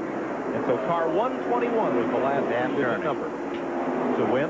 Here's the interval first to second. Bill Elliott back to Davey Allison. 4.6 seconds. The man who won that race race, Riverside, California, was the man who for 4 straight years owned the Motor Trend 500, Dan Gurney. 1968 was the year. Okay, quite a racer. We'll double check that interview. Interval. I believe we're a little off there. If he closed it up, he was moving in a hurry. 6.4 seconds. First to second. Thanks, John. And down to the truck, they were trying to make this out to be a better race than it was. By about 2 seconds. I'll tell you the tough part about this, Mike and Buddy, is that, we're looking at, they just haven't been able to close any. It's been such a long run. I think if Davey had anything, he could come on that day. He's going to take something like a caution flag or on another pit stop just to make major changes on one of these cars to make a difference. And I doubt seriously they'll make one on this 11. No way. By the way, you'll hear more from Kyle Petty tonight on Inside Winston Cup Racing, a special live program tonight on TNN. And Jarrett will have Kyle and Felix Sabati as his guests. And here's the Rusty Wallace car behind the wall. Glenn? Well, we're with Rusty Wallace. Rusty just pulled the car in. What's wrong? I don't know. It looks like he either got a hole in the radiator or a freeze plug or something. It's losing water for some reason, and we can't figure out what. They look like they found the leak up there, but my day's about over today. Well, is there anything that anybody can do with those Fords out there right now?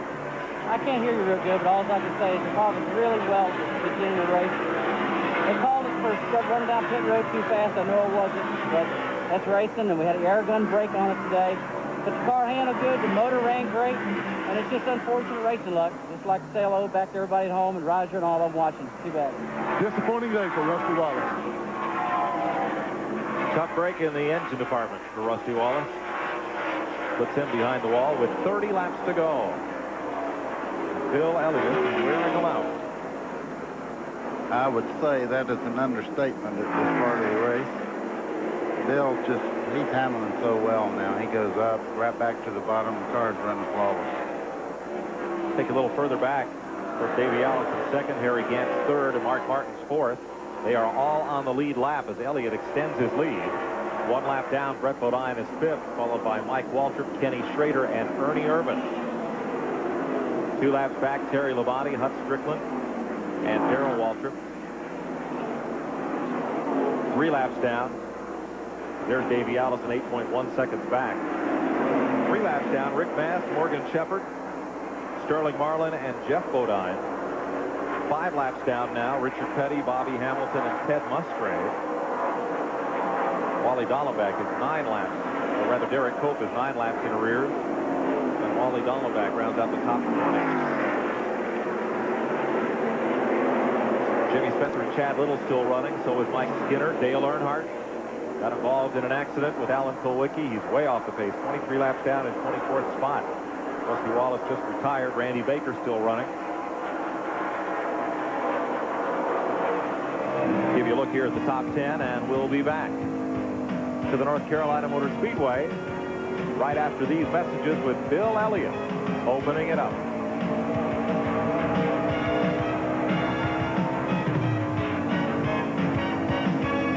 Matchup that has been. They were fast out of the box at Daytona. Ran well until that lap 92 collision. It took several top cars out of the event, came right back here to Rockingham, and emerged with the dominant car.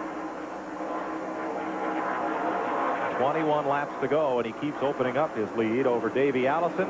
Here is Mark Martin slowing down the 4th place car. Bobby Hamilton works his way by. Now here comes Ted Musgrave. And here comes Brett Bodine up on Mark, who is sawing at the wheel.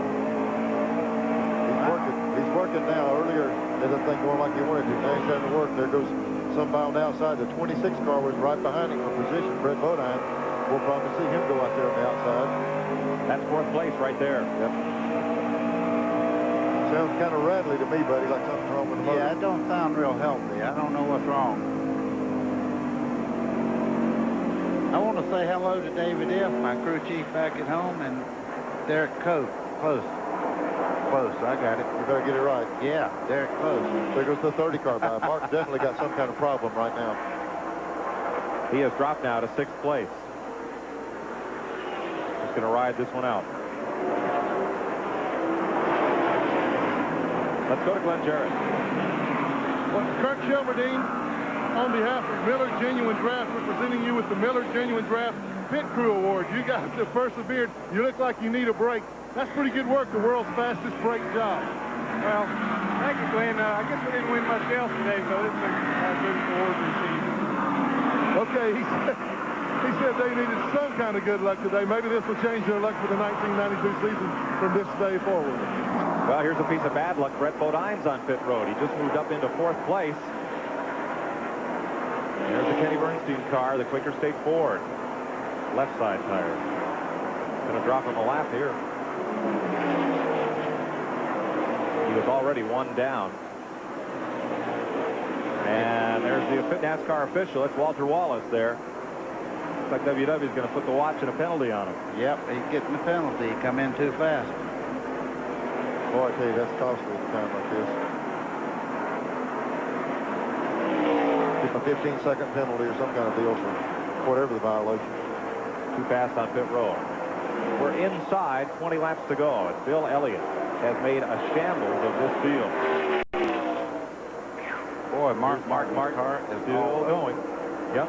as loose as can be. That car is all over the racetrack. Let's get the story from Steve Evans.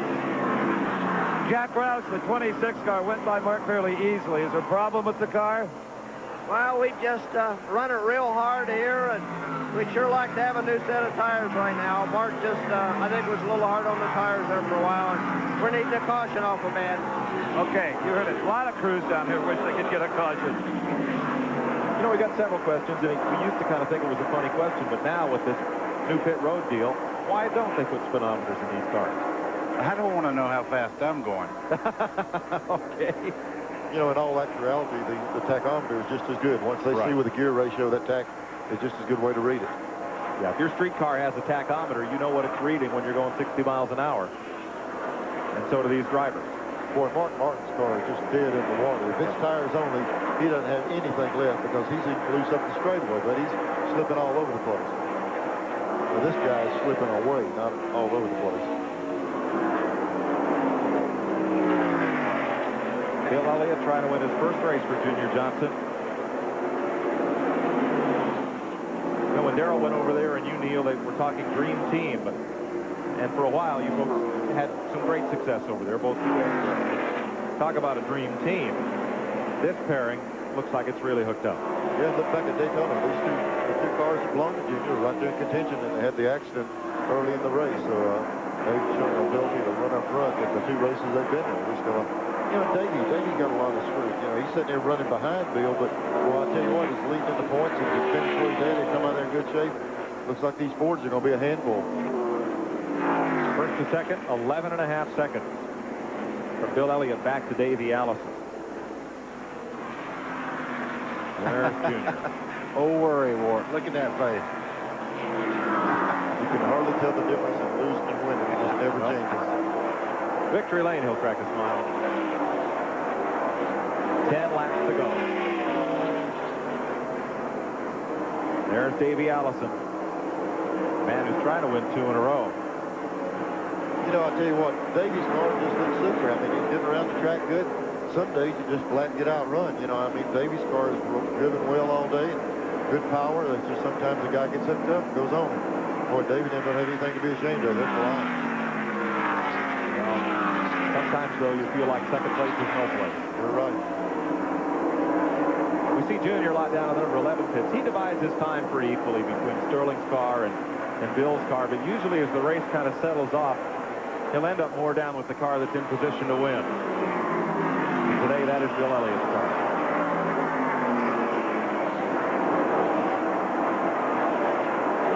To go. That's Tim Brewer, Archie. They're counting down now.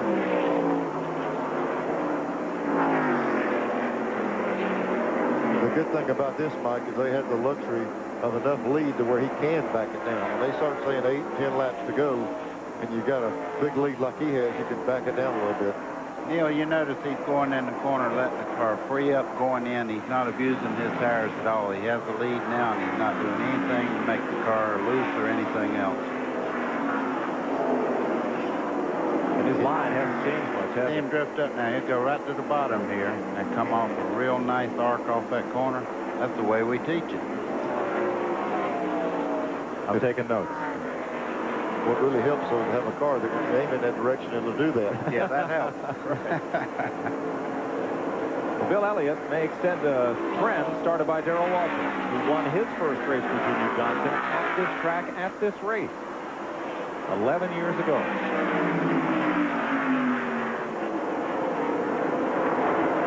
Davey Allison in second. Harry Gant is the last car on the lead lap in third. There's Gant's Oldsmobile. Leo Jackson owns Skoll car. And Bill Elliott, Budweiser Ford. 5 to go.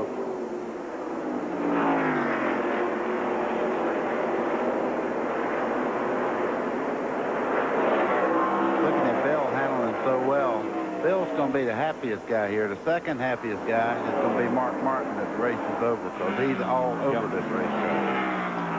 He and Polwicki and Earnhardt, who have soldiered along with bent and broken cars, many laps down, trying to pick up points here. Looks like Davey Allison will leave here with the Winston Cup point lead. Running in second place right now. That might make him a contender for the second happiest guy here. Yes. Well, I tell you, when you come to Rockingham, the points thing really enters into it. To survive this race and get out of here in good shape is a key. And here they are. They won Daytona, finished in second. In fact, if they finish second here, they'll have the leads, and that's a nice feeling. Of the top 10 drivers in the point standings, only 2 of them are in the top 10 in this race. Davey and Terry Labonte, who's running in 8th place.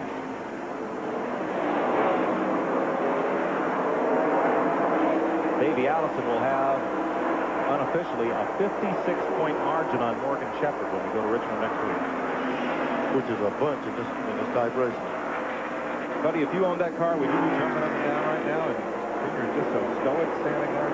I tell you, Junior Johnson's done this enough that he don't have to react. That's part of the game plan for his cars to win races. But if I owned it, oh yeah, I'd be doing a cartwheel down there. You can bet on it.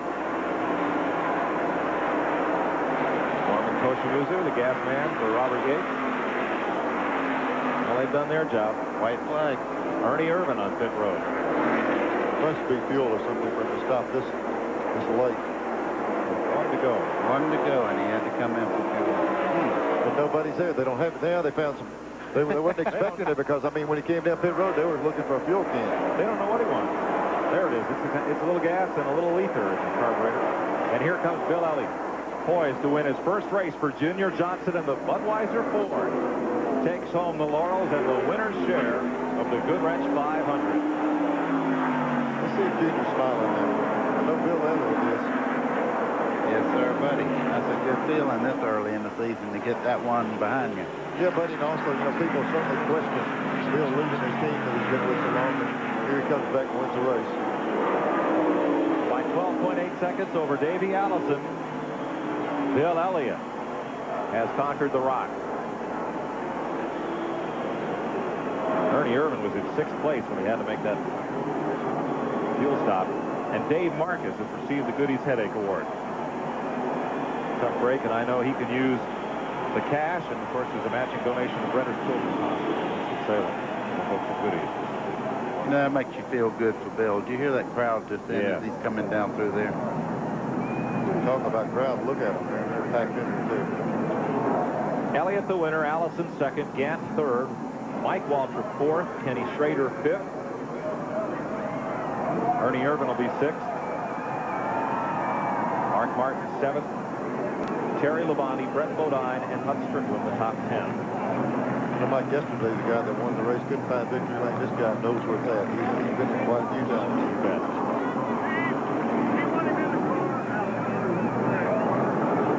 Richard Petty will finish 16th. His last appearance in this race. Darrell Waltrip 11th. Rick Masters 12th. Morgan Shepherd 13th. Jeff Bodine and Sterling Marlin the top 15.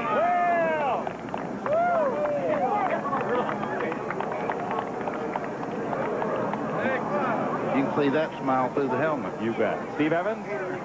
Well, Kyle Petty's reign here is over. The new ruler of the Rock is Bill Elliott. Helmet coming off in victory circle.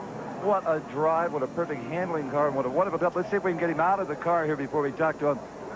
I'm out of breath. We had to run about 150 yards to get here, but it's worth every second of it.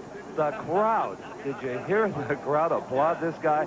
He is still one of the most popular drivers in all of stock car racing. This was a long, tough race. The temperature is much higher than anybody thought that'd be.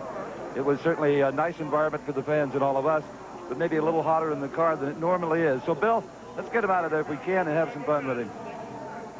Okay, they're going to take a little time kind of debriefing Mr. Elliott, apparently, and he's got to get out of all the straps and all the things that keep guys safe in one of these stock cars. Junior Johnson, I hope he's not running as hard as we did down there. Now he's out, ladies and gentlemen, the winner of the Goodwrench 500. What a car, what a drive. I'll tell you what, Tim Brewer, Junior Johnson, all the guys back at the shop did a heck of a job putting this piece together. We never touched it all day long. I told Tim yesterday afternoon, I said, I've never had a car that drove this good here. And I said, unless it totally goes to pot, I said, it's good. I said, we'll just have to wait and see. Well, I kept waiting to see some kind of a chassis adjustment. They never touched it, as you said. Well, it's a little bit tight at the first of the race, and then the racetrack loosened up, and it come right to us, and it went away from everybody else. Only your second outing with Junior Johnson, you win this race. This team has a lot of chemistry and has got championship written all over it. I'm telling you what. And here's Tim Brewer coming in right now. Tim Brewer, comment from you real quick. Tim, great job on this car. The setup was perfect. Well, you know, it's just one of those combinations. You know, you hit on. He never asked for a round of wedge.